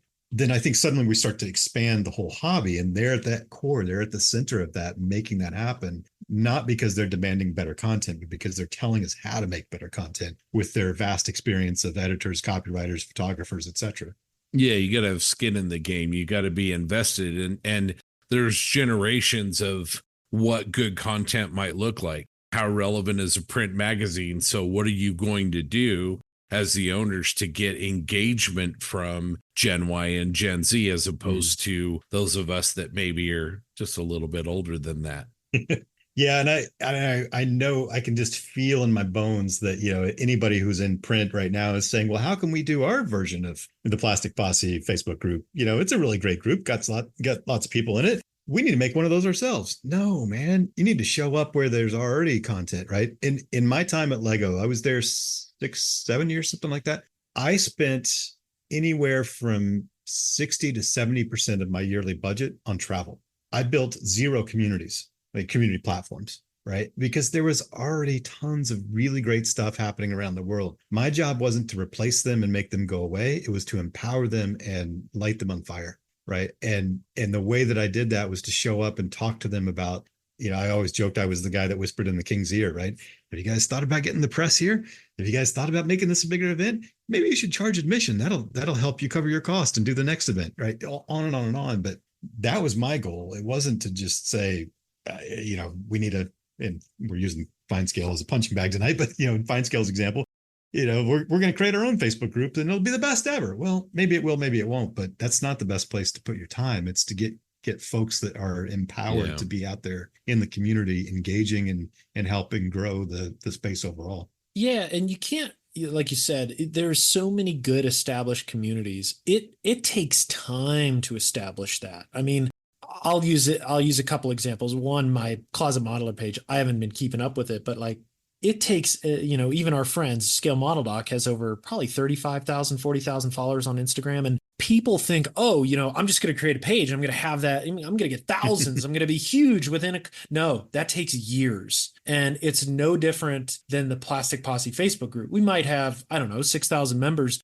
but I feel like our engagement within that group, our culture within that group is something that we have been, essentially diehard with. We curate it intensely every day. There's no mucking around. We're not drama queens. If you make something stupid post, hey, cool. You get deleted, you get a comment, you get muted. Hey, don't do that again. You act like a child. Goodbye. We're just gonna nuke you. Have a great day. But it's like you said, you can't build something like that overnight, especially in this world today. It takes time, it takes caring, and it takes the right people too. And we're fortunate enough to have an amazing community, yourself included, where it's people from every different background, whether it's professional, political, religion, all those things, and we all play nice together because there's a basic set of rules. And I think a group of enforcers. Yeah, and a group of enforcers. And that's the thing. Like, that's the other thing people don't realize. Like, social media is a job in itself. And as a company, as you said, we're using FineScale as a punching bag, and I don't mean to, but like they're a good example. Like, I worry about them. I love FineScale. Growing up with it, there is a sense of nostalgia there, and I'm concerned for their well-being in the 21st century. I mean, here's a quick one. I would rather pay Martin Kovac $15 a month for Patreon, which I've been doing for 3 or 4 years, than buy a magazine from FineScale. Like, let that sink in. I'm paying more to an individual who's creating digital content that, to be frank, is free to the world a week after I see it. Why the hell am I doing that? And how does FineScale compete in that world? I don't know. And maybe this is getting off the rails for what you expected tonight, Jake. So sorry about that. I'm a little tired, a little wired, and I appreciate your input. As you mentioned, our friend Uncle Night Shift, Martin, I credit him with at least some part of my scope creep mastery because he is such an amazingly good teacher. Sure, his modeling skills are fantastic too. Don't get me wrong, but his true superpower is his ability to teach. Yep. Because the hardest part sometimes, I've in the last 6 months, I bought a laser printer, I've bought a FDM printer, and I've learned Fusion, right? And I'm continually surprised at how much of the work it takes to build competency to those things is getting past the first couple of hurdles, right? And being able to sort of get enough knowledge under me to then be able to go off on my own. And one of Martin's most amazing superpowers is that he can tell you what you need to know and how he arrived and how he's thinking about things very quickly and very clearly, but also to know what to say, right? It's not just the same old stuff. He's saying things that, I started doing a lot of work with foam because of him and his barn diorama, right? And, I just started screwing around and was thinking, I'll replicate his, something like his barn diorama as a fun, how to learn how to deal with foam. And all of a sudden I've got a real diorama, right? And it was almost a surprise to me because I'd never done anything before that, but he gave me that confidence with the right pieces of knowledge. And that is an amazing skill that I'd love to see, a lot more of, just generally, whether it's digital, print, or anything in between. Superpower, I think, is right. I mean, it comes into, I think there's a lot of people that were celebrities or that's the wrong word, but influencers and, they don't have that superpower. Martin is self-deprecating. He's very good with filming. He's very good with editing. And like you said, he's very good in sort of giving you confidence and reassurance from what he's presenting. And I shouldn't, Plasmo's the same way. I think, the fact that these guys can make a presentation and show you what they're doing and everything, you're kind of tapping into the power of YouTube and the collaboration. Yeah. And I think it's maybe sort of runs parallel with what you were able to do with the community at Lego. It's like, let's tap into this. There's a community. These people are passionate. They want to be a part of it. So let's unleash the beast. Let's make them a part of it. And I talked a lot about speed to competency. Yes. In fact, I've even got a couple of posts up on LinkedIn about that concept of speed to competency is really the major change in our ability to learn now. Because, I had, when I learned Fusion, I had a couple of sessions with Will Pattison, and they were super helpful. But I have one, and a few, I messed around a little bit. A few weeks later, we had a second session, and then after that, I wasn't in the mindset to continue on, and I started that Cylon Raider diorama and thought to myself, man, this would be a lot easier. What I want to happen in foam is not going to happen. So maybe I can do this in Fusion. I could probably hack away at this. And I had enough of an understanding, will help me get over that initial hump. And then I pulled up Google and I pulled up YouTube and I had Fusion in the middle of my big screen here on my computer. And I spent the 4-day Thanksgiving weekend this past Thanksgiving, just want to do a thing. Google how to do a thing. Oh, there's a video to watch. Okay, now I gotta try. But the speed at which competency can happen is something altogether brand new. But the downside to that is that there is a huge amount of overhead in just how much the volume of opportunity, right? As my dad has long said, there's no greater burden than a golden opportunity. And, as my stash will tell you, there's a lot of golden opportunities out there in the scale modeling world right now. Yeah, absolutely. We're trying to keep this focus back on you because we keep getting off into the weeds. This is fascinating. That's good stuff. Fascinating stuff. It seems to me like a lot of your building is really, I mean, I guess Lego maybe is a good parallel, right? You've got this box of bricks and let's see what you can do with it kind of a thing. But, like the Cylon diorama is it's really something that kind of lived and breathed. And, you had various motivations, whether it was ease or accuracy or what have you. But I think I see your work like being more than just, building a kit is almost a means to an end. It's really the creativity of your project and what you're trying to do. It isn't the kit, you're not building a base and putting some figures around a tank or a plane. You're really kind of executing a concept. Is that accurate? Yeah, that's fair. I think so. Scope creep for me, it really is creep, right? Because part of my challenge is that I've got lots of great ideas that are rough kind of core ideas. I got tons and tons of those.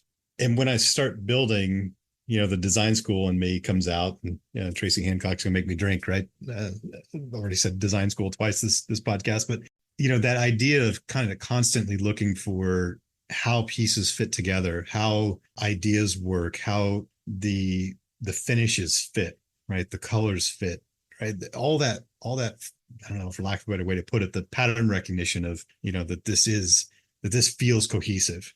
The Cylon diorama, which, V2 is almost done. I got to like 98% and put it aside to start the group build. So I need to just finish that last 2% and get it done and moved on. But the group build is a good example of that, where, I have this general fascination right now with post-World War II civilianizing, the demobbing of all the military equipment.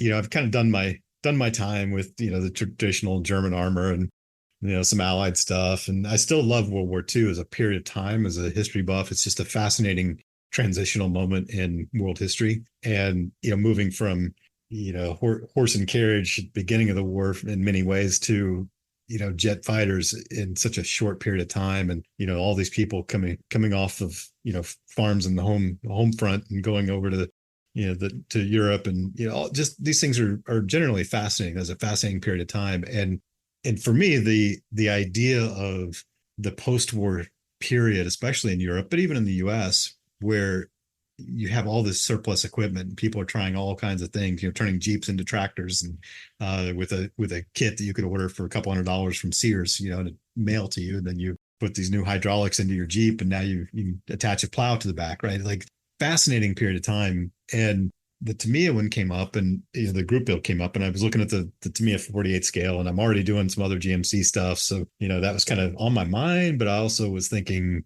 I don't want to do the normal GMC 2.5 ton truck, and wasn't a whole lot of other stuff that was really screaming out to me. And as soon as I saw the fuel truck, I was like, oh, civilian conversion. And I start going through stuff that just sparks some level of emotional attachment and emotional interest for me. Like, this one is based on a gas station that's branded Warren Gas from Warren Petroleum. Well, my grandfather was the CEO of Warren Petroleum when they sold to Gulf. He started as an early engineer at Warren and worked most of his career at Warren up into the CEO gig, where he then sold to Gulf Oil. And so there's just something fun there, right? And he's passed away a few years ago, and he's just been on my mind a lot lately. And I've already done an 82nd Airborne figure bust because he was in the 82nd Airborne, and that was cool. I loved it, and it was a lot of fun to do that. But I wanted something more than just the military side, right? And so there was a little moment of that, and so it just these small pieces started to build up, right? And, of course, some of this I blame on McDougall, but, going to lunch and him saying, oh, have you thought about this? Or, he'll just make little comments that go to send me down a whole new path. And, with this one in particular, I was thinking I would just do a, kind of a paint shift. Instead of doing olive drab, I'd do green and white, like the Warren colors.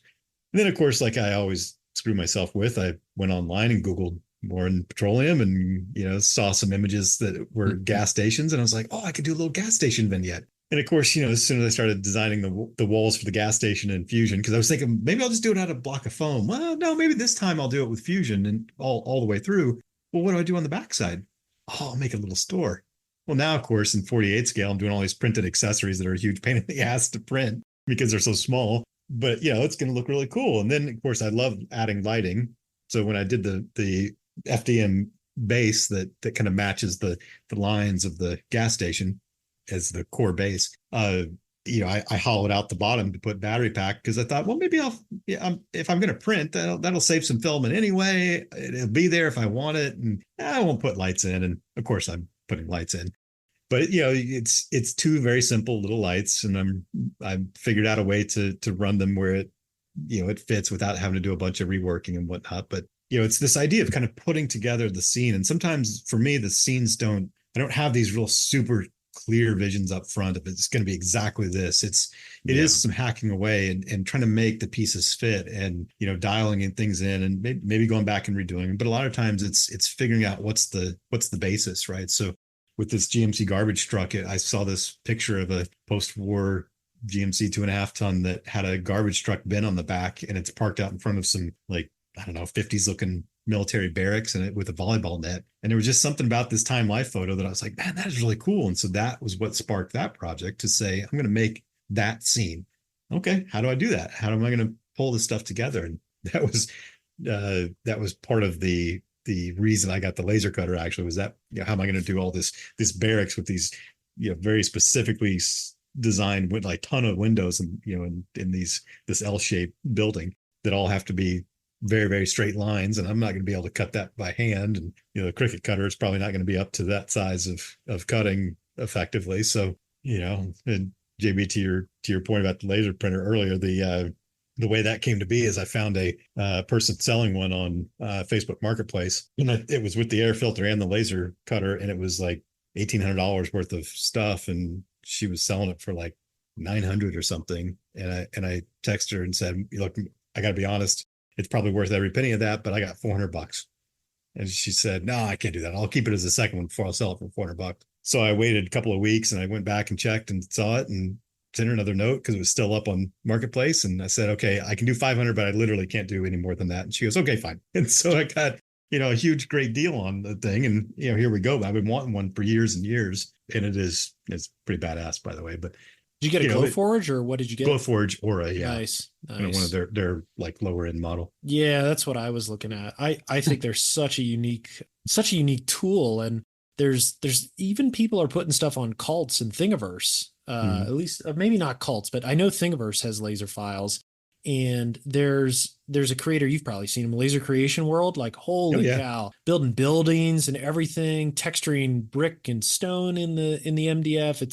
It's incredible. Just like you said, another tool that's amazing. And I actually, like, Scale Scotland just had their show and their awards were laser cut. I'm like, these are slick. So it's cool.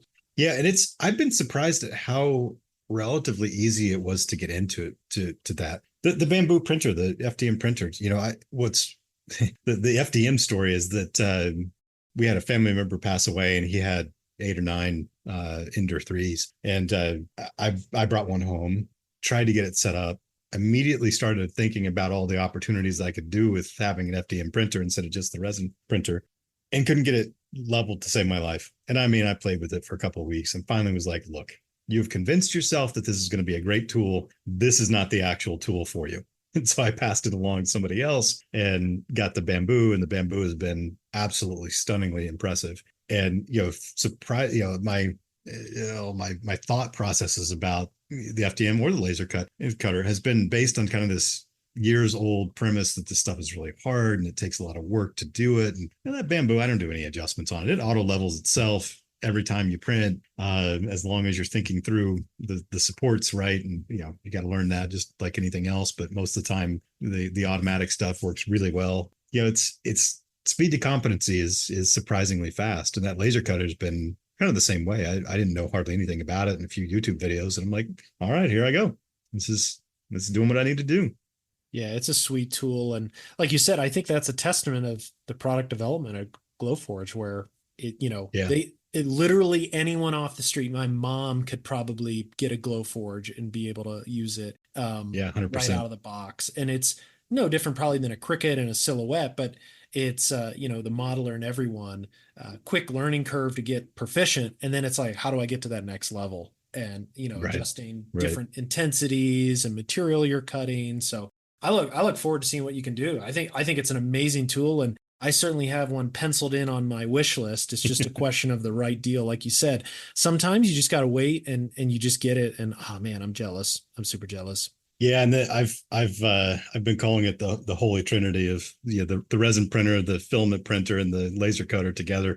This particular group build project has all three things from all three of them, and it's surprisingly handy to have all three of them for various things. But at the end of the day, they're not cheap by any stretch of the imagination. I'm not saying they are, but relatively speaking, when I was in school, I went to school for product design, and my internship one year was for a medical product designer, and they had a SLA model that they had paid $15,000 to get this one model. Very, very fragile. They had like the Pelican box that they'd bring it from California to Oklahoma with, and only one guy was allowed to touch it. Everybody else could look at it if he was there to take it out of the box. Nobody could touch it except him. And that wasn't really that long ago, but now here we are with a few $100 and you've got pretty stunning piece of technology. Oh yeah, I mean, look at Shapeways. They recently closed, and it's because why would I pay? I mean, some of the prints there you're paying $30-$40 for something small, and it's like I can buy a machine for $200, and that's like a machine that has better quality than Shapeways, and it's unbelievable. They're essentially they're consumer products. It's a cell phone. It's a cell phone that sits on your desk and turns goo into 3D printed parts. It's incredible what we have at our disposal, and it's really changed, I think, the business of scale modeling as well. And you've seen, cottage industry, you either evolve or die. And you can evolve by selling files or, making unique 3D prints. Like Tony Bell's a great example. The intricate work that he's doing. Oh my gosh, it's like he's taken the B17 to the next level. I have his B28, B26 that I just bought, and it's wild what can be done. Not to mention all the programs, ZBrush and CAD. It's incredible. It just adds another tool in your toolbox. But I'm going back. I'm super jealous of your Holy Trinity. I only got one of those. I got the resin printer. Do you have a vinyl cutter? I guess you don't really need one now that you got the laser cutter, right? I mean, you can cut masks on it. Yeah, so that's with this group build project, that's going to be the really interesting one, because I got those little gas pumps, the old style 50s gas pumps with the round things on the top. I've got a printed W for that. I'm going to have on that little tiny 48th scale. I've got to have the Warren gas stencils for the back part of the fuel truck. The fuel body itself, and then little W's for the doors. So that is going to be, we're going to see how Tamiya tape does on the laser cutter. I've got some of those Tamiya tape sheets. Yeah, those are great.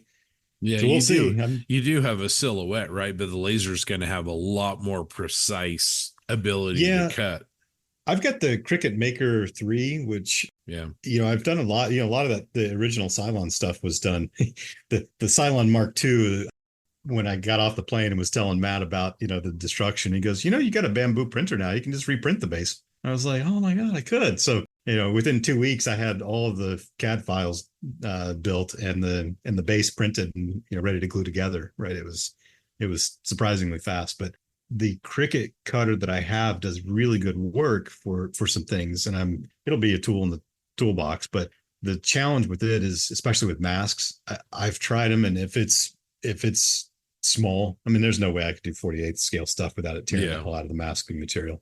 Yeah, I think it's like those one-man army masks. They're laser cut rather than, vinyl cut. And that's why they're able to do like the do not step stencils for aircraft, the really, really small stuff, because they're using laser. Yeah, and that's my goal, is to get that small, because I've got some really small things to put in there. But yeah, and I think that's part of it. Back to this original concept of scope creep. It's interesting to me to try and figure out, scope creep at work is different, right? It's something to squash, because you're not getting paid for all that extra stuff that gets scope creeped. But here, this group build project, in a lot of ways, it's one of the fastest projects I've done so far. It is much bigger than I intended it when I originally started. It was supposed to be a figure next to a truck on a base, and that was it, right? A little small. Come on, Jake. Flat concrete.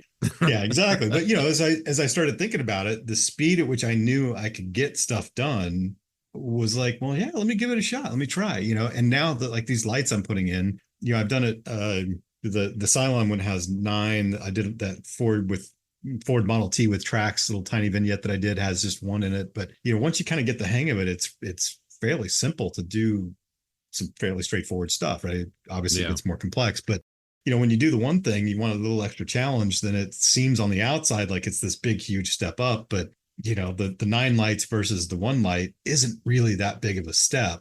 It was just learning, okay, what am I going to do about the battery?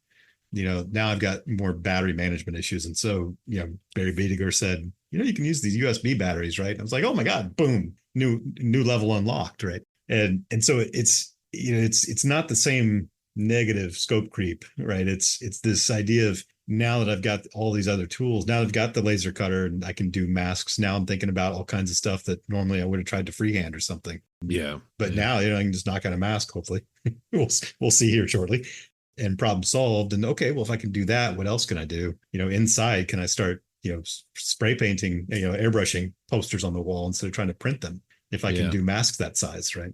Well, I think you really hit the nail on the head. It isn't so much scope creep, although I can understand why we use that term, as it is really adding tools to your toolbox. As you've mentioned several times, you've got the ability to say, I want to do this. Well, I've got this tool that can do that for me. And like I said, maybe the kit or the figures end up being a means to an end. And it's really the project that has the magic, and you've got the ability to execute on something like that. So before we get on to social media links and everything, I want to, what else is kind of coming down the line? I mean, it makes me happy to hear what you're doing with and see what you're doing with the 48 scale group build, because when John and I talked about it, we wanted something that could be broad based, so that, that everybody could, take a stab at, whether it was just a simple out of the box build or throwing it in a diorama or whatever. But what else is there anything else on the horizon that you're kind of considering?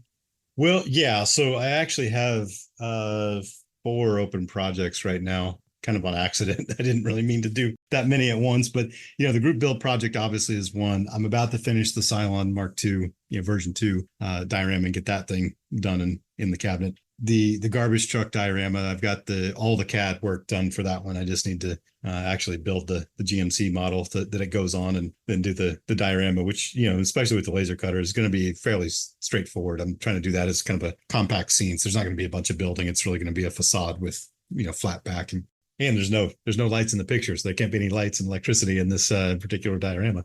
And I've got one more that I'm pretty close on, that is a display of the skeleton tank, the Vargas model skeleton tank, which is the traditional British tank, the World War I tank that they took all the armor plating off of and basically just made it a skeleton all the way through to see if they couldn't lighten it up as a prototype. And I found this really great picture of it. In so much of my work, I try to do something that's not one more Tiger tank with a German pointing, right? And I say that specifically and metaphorically, right? I like doing these things that are just obtuse, that nobody's seen before. There's probably not going to be anybody else for a while that makes a GMC garbage truck. It's just, it's kind of fun because it is so weird and offbeat. But the skeleton tank, I saw a picture when I was Googling for reference pictures that was at some military museum. They had put it outside on a little patch of gravel with a corrugated metal roof over it. And that was it. Grass around it. And so, I'm basically displaying it like that. And the base is effectively done. I'm just got to finish cleaning up the Vargas models kit and get that one finished. But the other big thing, this is, you want to talk about scope creep, we'll really crack the knuckles and roll up the sleeves on this one. I've been wanting for years and years to do a wharf diorama, kind of in the spirit of some of those Verlinden, wharf with the stairs down to the water dioramas. And I've got a bunch of ideas on how to do them, but I like this idea of bigger stuff, busy spaces, all that sort of thing. But I also like completing things. It is fun, as little as I actually do it, but it is fun to do. And I also like being able to put stuff in the display cabinets, which I've been looking for one that will fit that Cylon diorama, because the one I have now does not. And so I've been trying to figure out how to get one that is a couple inches bigger than what all of them seem to be sized by. But so I've been thinking a lot about, there was this concept in the Lego community years ago called Moonbase, where, those big flat base plates that are like 48 by 48 studs, I think. And the community came up with this standard called the Moonbase standard, where they had airlocks at a certain height on all four sides of the base plate. And the idea was you could show up at a show and all four of us could have Moonbase modules, and they all snap together because we all have the airlocks in the same spot. What happens between the airlock, whether it's a huge building in between or it is a moonscape that has an airlock that with stairs on the other side, right down to the moonscape, doesn't really matter. It doesn't matter if you have one unit or 50 units. But this idea of being able to kind of snap together the wharf pieces, either for myself or, the local club, everybody does something on that kind of standard. I'm kind of fascinated by it. And so thinking through what that looks like and, how that diorama project for me would go, and how can I kind of create a standard that if people want to use it, great. If not, then no big deal, I'm using it for myself, and do one small unit, and then that connects to another small unit, and then all of a sudden you've got a full active wharf scene, right? Something along those lines has been bouncing around my head for a couple of years now. It's a lot like modular model railroad, standards like Fremo and things like that, where everybody in the club grabs a section and the standard ensures that they all connect and they all work together. But I like that idea. Right. Yeah. And the great thing about the railroad pieces, I've seen some of them before that have worked really well because the club organizes themselves really well. I've seen others where you can tell whose stuff is whose. The train may go across the track, but it's very clear. It's, here's one landscape that stops and the other one picks up, or one quality level ends and another begins. The Moonbase though works so well because it could be anything, right? It was kind of like a city block. Some houses look like one thing and some houses look like something else altogether. But, because of the fact that they're all, when you walk down a street in New York, every brownstone's somewhat different, but they're all on a grid in a way that makes it really work. And I think that is kind of in my mind, it's for my projects, it's more about the wharf piece that, every part of the wharf could be represented, but you could do it around any other theme as well. And, there's something really interesting about that. The Lego stuff was a little faster to build so that, you could, play with those designs much quicker than, building a full scale diorama that fits with somebody else's stuff and whatnot. So, with the less realism that Lego had, the greater the opportunity, but I still think there's something to that. I think there's something we could do. I've got a question for you before we wrap up. We ask most of our guests this, and it's kind of important to us. What is your magnum opus build? What's the one thing, if you could build anything, it would be the ultimate, this is what I really want to do, the biggie, what would it be? Oh man, that is a good question. So I think back to that Super Dioramas book. I think it was Louis Pernod that built the factory with the huge rail artillery gun, and it's like 2 levels. I think it's something bigger than 35th scale. I don't know. It's huge. And I had the chance to go visit Bob Letterman before he passed, and he had it in his basement museum in his house. And it was fascinating to see that in person. But, I've always really been fascinated by those, the factory, but a big scale, the magnum opus version of doing a desk size factory diorama that's really, fairly realistic and, has a lot of different things going on, and, bringing in some of the sounds and sights and whatnot.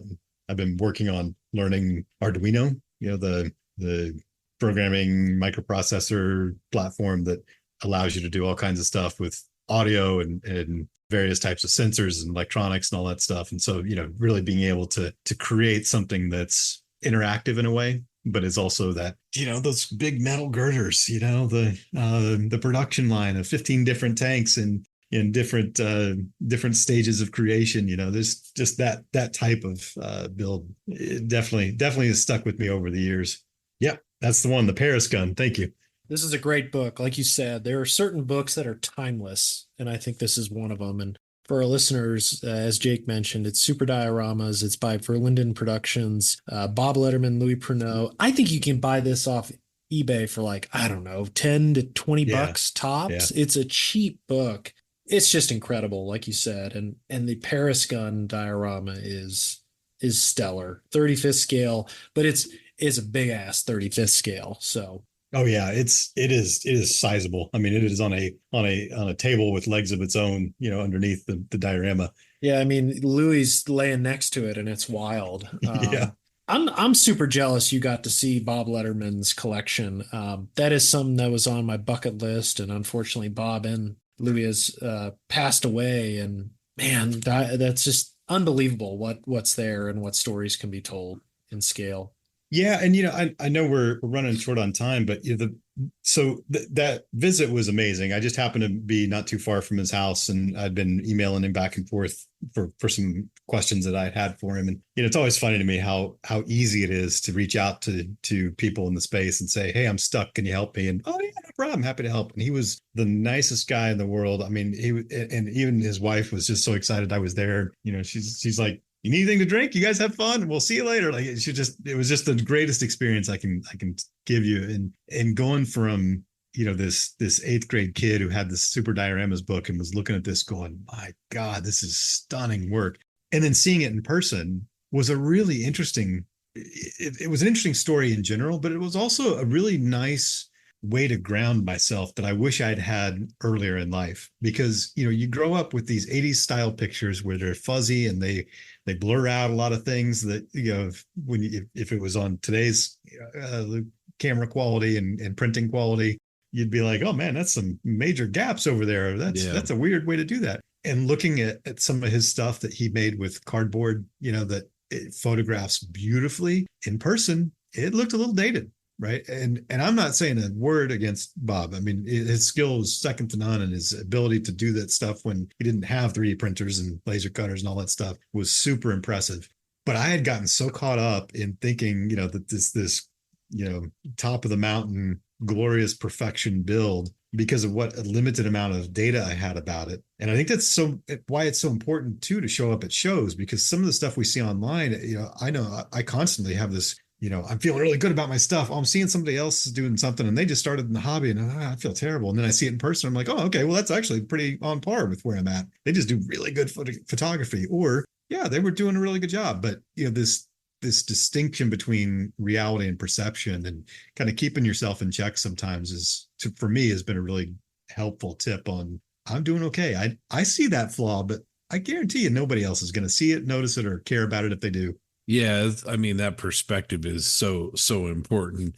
John Rosengrant a couple years ago brought Shep's diorama with the Tamiya Hanumags, in the rubble with the German soldiers jumping out over the sides. And, as a kid, I had just idolized that thing, and seeing it in person, it really strikes you. Like you said, some of the actual construction and painting doesn't necessarily hold up, but the composition and the storytelling and the magic is just as relevant today as it ever was. Yeah, it's really tremendous to see those pieces for what they meant for the evolution of the craft. Well, and Doug, you're making me think about the magnum opus build now, and I'll tell you, one of the best things one of the most inspiring builds I've ever seen. To this day, I still pull out pictures of it just to kind of get myself back on mental track sometimes, is Shep Payne's B25 factory diorama with the two mirrors on either side. I don't care what that thing looks like in person quality wise. That is the most brilliant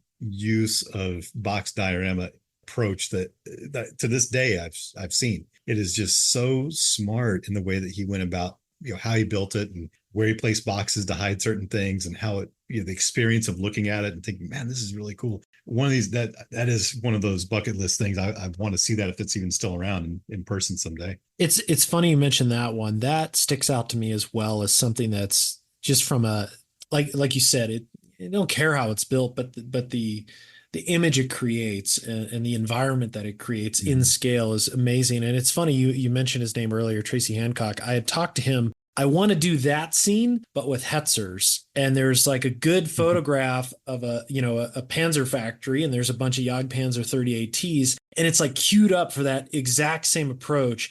And I was even thinking, like, could I paint one side of the vehicle a little bit differently so when it's mirrored, it's different? So, and there's some uniqueness because the gun was offset, but regardless, like thinking through how to set up the mirrors and understanding, like you said, careful position of boxes, other details to just project this endless view is amazing. And he nailed it. I thought you were going to mention Shep Payne's Derelict B-25, which is probably my favorite from him. I still have that monogram pamphlet, but yeah, it's crazy. It's interesting. You mentioned, not only not caring about what that work looks like in terms of like technical ability, but also you said, on your work, like no one's ever going to see this seam or something or care about it. I think that's really important to know as we look at model shows and exhibitions and conventions today. I liken that to seeing the forest from the trees. You understand the piece, you're taking it in, as opposed to, I'm going to judge the shit out of it and pick every nit thing on it and knock it down. Like that's not how I enjoy the hobby. Hey, and some national organizations, that's how they operate, and that's cool, whatever. That's not for me though. Like it's almost, I've had this change of heart and an epiphany where it's like, what's the vision? What's the modeler trying to, convey? That's what's important. Yeah. And to take that all the way back full circle, maybe this is a good point to kind of wind up on, but I was talking in the beginning, this like pattern recognition idea that, things fitting, the colors being in the right, color palette to really merge with each other, even if they're dramatically different colors, or textures that fit together properly, right? We've seen plenty of times where the concrete doesn't really match the scale of the stucco, which I've been really on this group build project. I've been really trying to make sure that those two fit, right? And I think what's interesting to me is how often I'll ask my wife or my friends or the non-modeling friends, and even sometimes the modeling friends, like, hey, what do you think about this? Is I see this screaming at me. What do you think? And they're like, no, it's no big deal. Don't worry about it. But I just know that it doesn't fit. And when I change it, all of a sudden people go, oh yeah, that is much better. You're right. Or they get a different impression. There's this difference between I'm going to get really nitpicky about these very specific, minor and kind of unrelated to the whole concept issues versus really spending the time getting the concept right. And when the gut tells you that thing is a little out of scale, or that thing needs to be reworked, or this thing needs the Cylon diagram is a good example. I had that crossmember bar that went all the way across the top, and it had two vertical walls it connected to. It was supposed to be a hangar bay that basically that was one bay of like 50 or whatever, how many there are that go along the length of the ship. And something was sticking out to me, and I could not figure out what it was. And I went, oh, the bar doesn't extend on the other side of those walls. I don't have two little nubs on either side to imply that this whole thing has just been kind of cut out of the section of the ship. And that's what we're looking at, because the bar didn't go all the way across. And I asked I think my parents were over actually at that time I was having this challenge. And so I had these little cut off nubs that I had just picked out of the scrap pile and put up. And I was like, you see what I mean? And they were like, I don't care. But I just knew it wasn't right because it didn't feel right. When I looked at it, I was really paying attention to my emotional side, not my logical side. And it just didn't feel right. And as soon as I plugged them in, I'm like, oh, I'll be damned. Okay, now we're done. This is the design. And I think listening to those more than the nitpicky part is, often where I end up getting in a better spot. Absolutely. That's a great point. Well, Jake, where can people see your work? Where can they see projects that you're working on, you're in process? Yeah, the best place to find me is on my blog. It's build.jakemckee.com. I do need to do some updates for the couple of current projects I'm working on, but I try to pretty deeply catalog how I've built and what I'm doing and what all my steps are. So if you're into some really long reads, they're there for you. And you have Instagram as well? Yes, Jake McKee, just at Jake McKee. And you can also see some of your stuff on the Plastic Posse. I know with the group build, you've been posting some updates as well. So that's great. Well, man, what a great conversation. Really appreciate you hopping on with us. We're probably going to have you back because I think we just barely got started and everything. But anyway, thanks a lot, man. It's a lot of fun. Yeah, this was fun. Thanks for the invite. And yeah, I'll come back anytime. Awesome. Cool. Thanks, Jake. Awesome. Yeah. And looking forward, hopefully, to seeing you in June at the Wasatch show again. And that was a lot of fun having you and Matt come up. And hopefully we can do that again. And then I plan on, John and I actually both plan on being down in Texas in January. So let me know. We'll get together. Yeah, absolutely. All right. Yeah. Well, thanks a lot.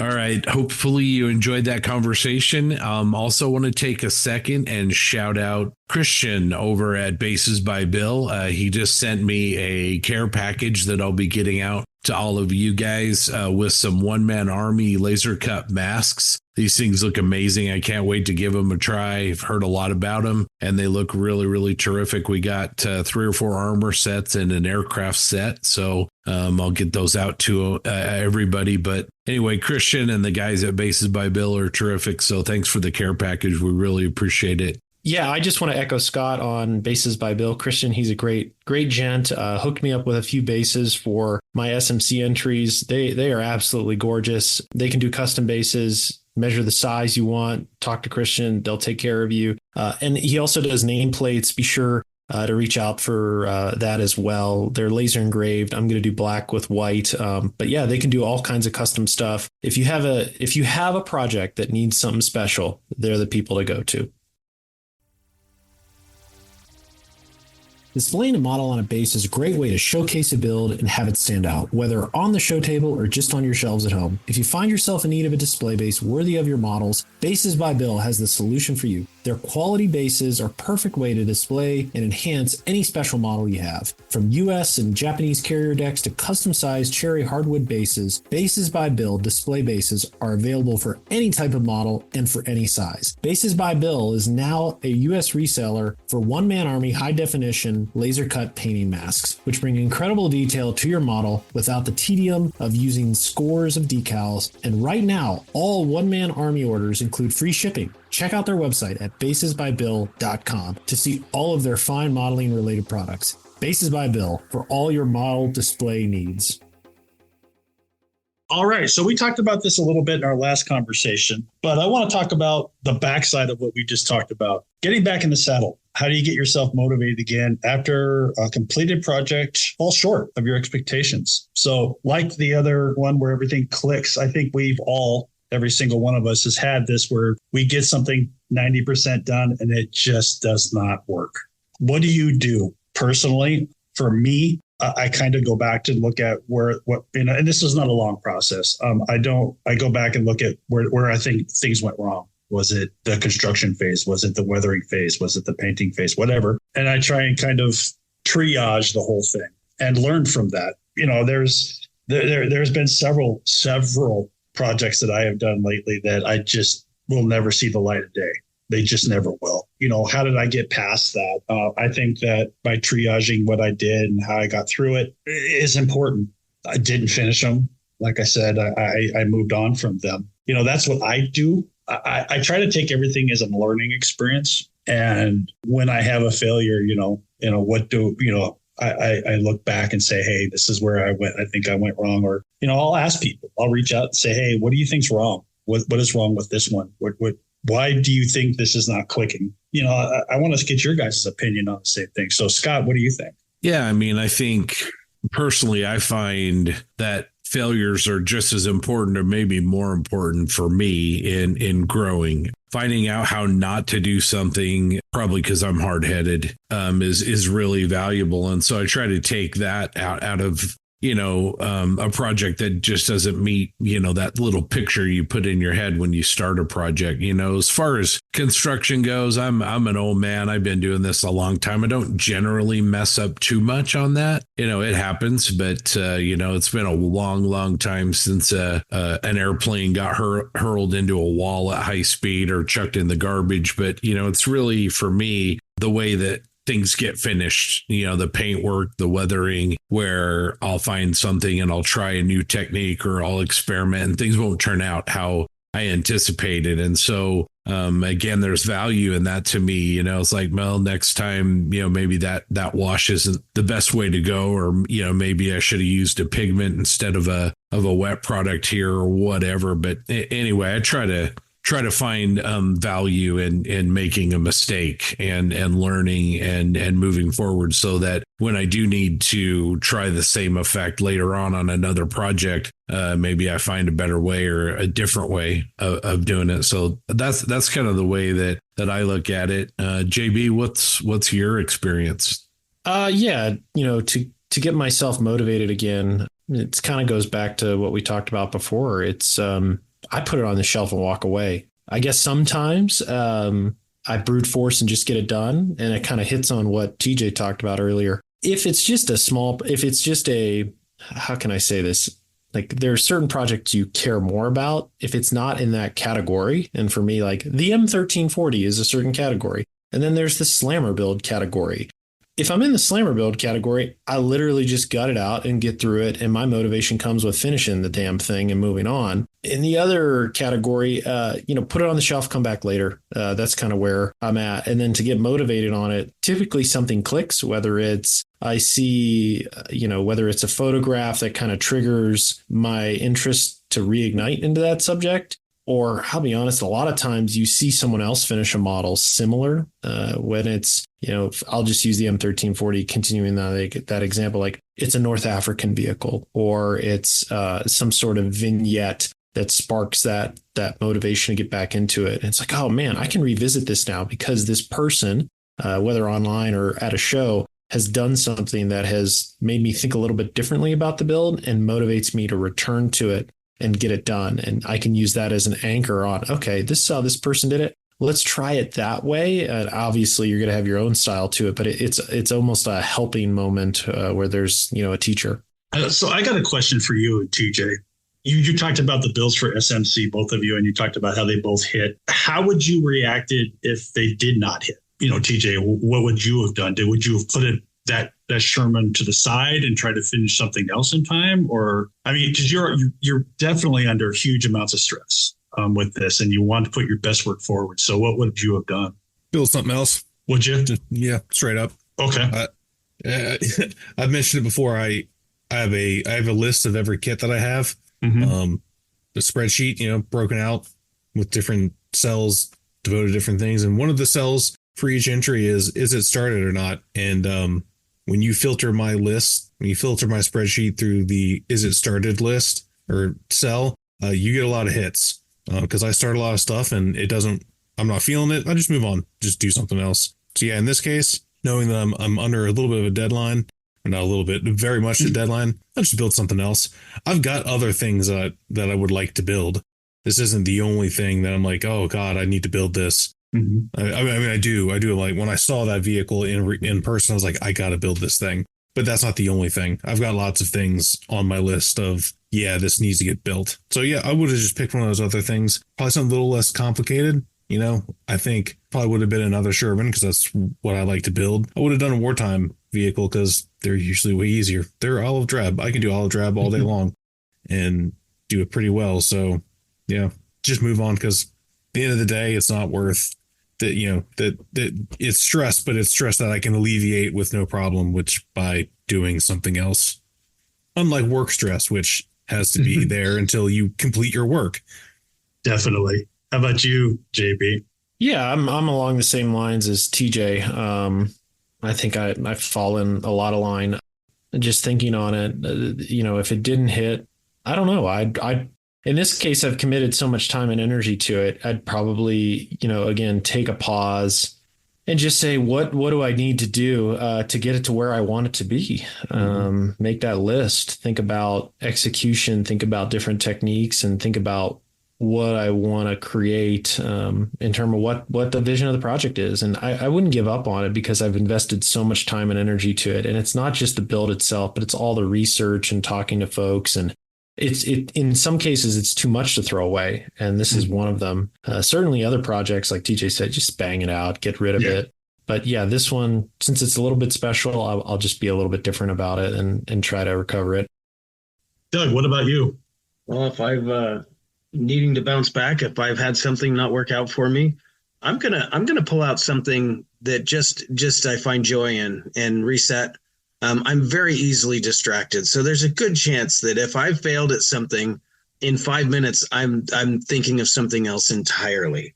So I will pull out an X-wing or something like that along those lines. Something simple, something Star Wars, something that gets me distracted from everything else, and I'll just have fun doing something I know. And then I won't worry about it. I mean, I'll think about it when I come back to something that I've tried before and hasn't turned out as well. But it'll definitely be on my mind what I need to do or what I could do possibly to change that and maybe make it work the next time. But definitely a reset kit of some sort. Might even be a 48 scale to be a kit. The little piece of armor is always going to be something I can build quick. I've done a few of them for those 48-hour group builds and had them done in like 36 hours. So definitely along those lines. All right, that's great, guys. I really appreciate that. It's kind of interesting to see how everybody reacts, what they do. Some people bounce back quicker, some people bounce back slower. So what do you out there in the Plastic Posse, what do you guys do? Do you move on? Do you do a bang out kit real quick? Just let us know on the Facebook page. All right, I'm going to pass it over to Doug real quick to do some cross promotion. The Plastic Posse is just one of several great scale modeling podcasts. If you're interested in more scale modeling content, you can head on over to modelpodcasts.com, where you will find links to many other great podcasts about our hobby. The Posse also recommends several excellent modeling blogs and vlogs, such as Rick Lawler's Propaganda YouTube channel, Clayton Ockerby's Workbench Hobbies YouTube channel, Stephen Lee's Sprue Pie with Frets, Chris Wallace's Model Airplane Maker, Jim Bates, a Scale Canadian TV, and David Brian Bridges' DB Scale Modeling Model Studio blog. Hey, Scott, how are things? What time is it? Well, I'm no Jensen, but I suspect it's probably time for merch. If you would like to rep the Posse, check out our awesome merch on our Triple P Spring Ping page. You can find coffee mugs, t-shirts, jumpers, or even some of, yes, our famous PPP lounge trousers. You can order all of your stylish Plastic Posse merch on the web at www.loungetrousers.com. I was actually talking to JB the other day. I think we may need to do something with Peter's amazing logo for our latest group build. Maybe throw that on a t-shirt or something. So it needs to be on a shirt. Yeah. I think it needs to be memorialized. Peter's awesome. Anyway, Grant, should we wrap this thing up? Well, let's do that. Thanks for riding along with us on episode 102 of the Plastic Posse. We appreciate your support as well as our amazing Patreons. We also want to thank Tankcraft, Bases by Bill, Tamaya USA, and AK Interactive for their support of what we do. And a reminder, Plastic Posse is available on YouTube. We will return in 2 weeks for episode 103. Do you have feedback, suggestions, ideas, or just want to drop us a line? Send your feedback to us via an email at plasticpossepodcast@gmail.com. And always remember, yeehaw!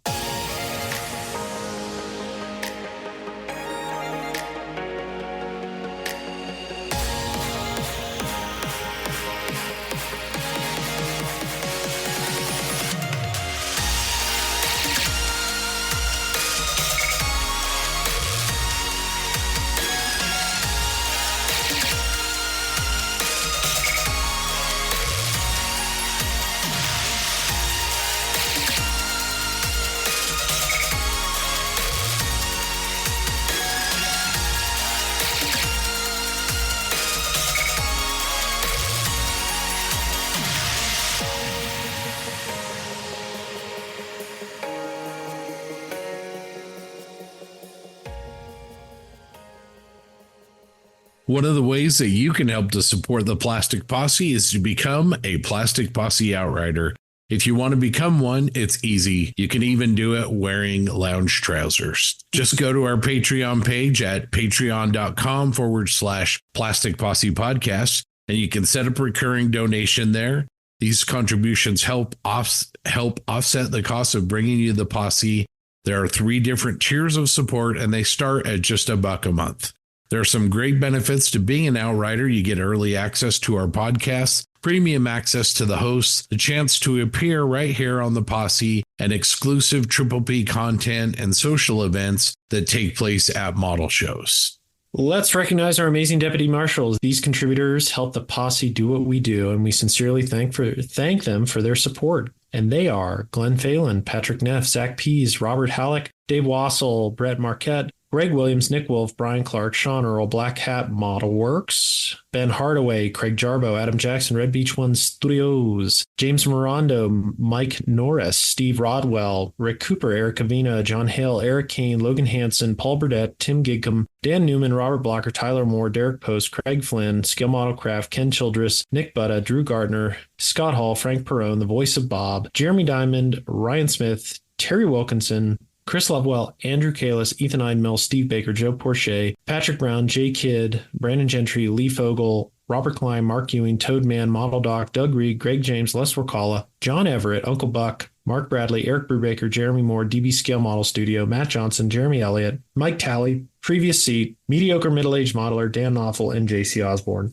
Let's not forget our Posse Foreman. This crew is made up of Posse Outriders who give the deputy marshals a hand, and we want to thank them for their support. They are David, Dwayne, AK Armor, Bill, JAK, Casey, Therese, Raphael, Russ, Stefan, Mikkel, LeVar, Gil, Mike, Michael, Steve, Scott, Emery, The Krieger, Aussie Modeler, William, Keith, Jeff, Eddie, Ross, Warhoff Models, G. Baker, Tom Stuff, Crazy Loca, Len, Cliff, Damian, Cody, Hoop Man Mike, Ash, Irish Pat, Paul, Wilson Old Bones Models, Mr. Grizz, Jackson, Joel, Chris, Robert, Jamie, MD Models, Papa Steve Munsell, JV, Eric, Matthew, and David. And of course, our $1 and free Posse Outriders. We appreciate our newest members like Dan Cross. Thanks, Dan.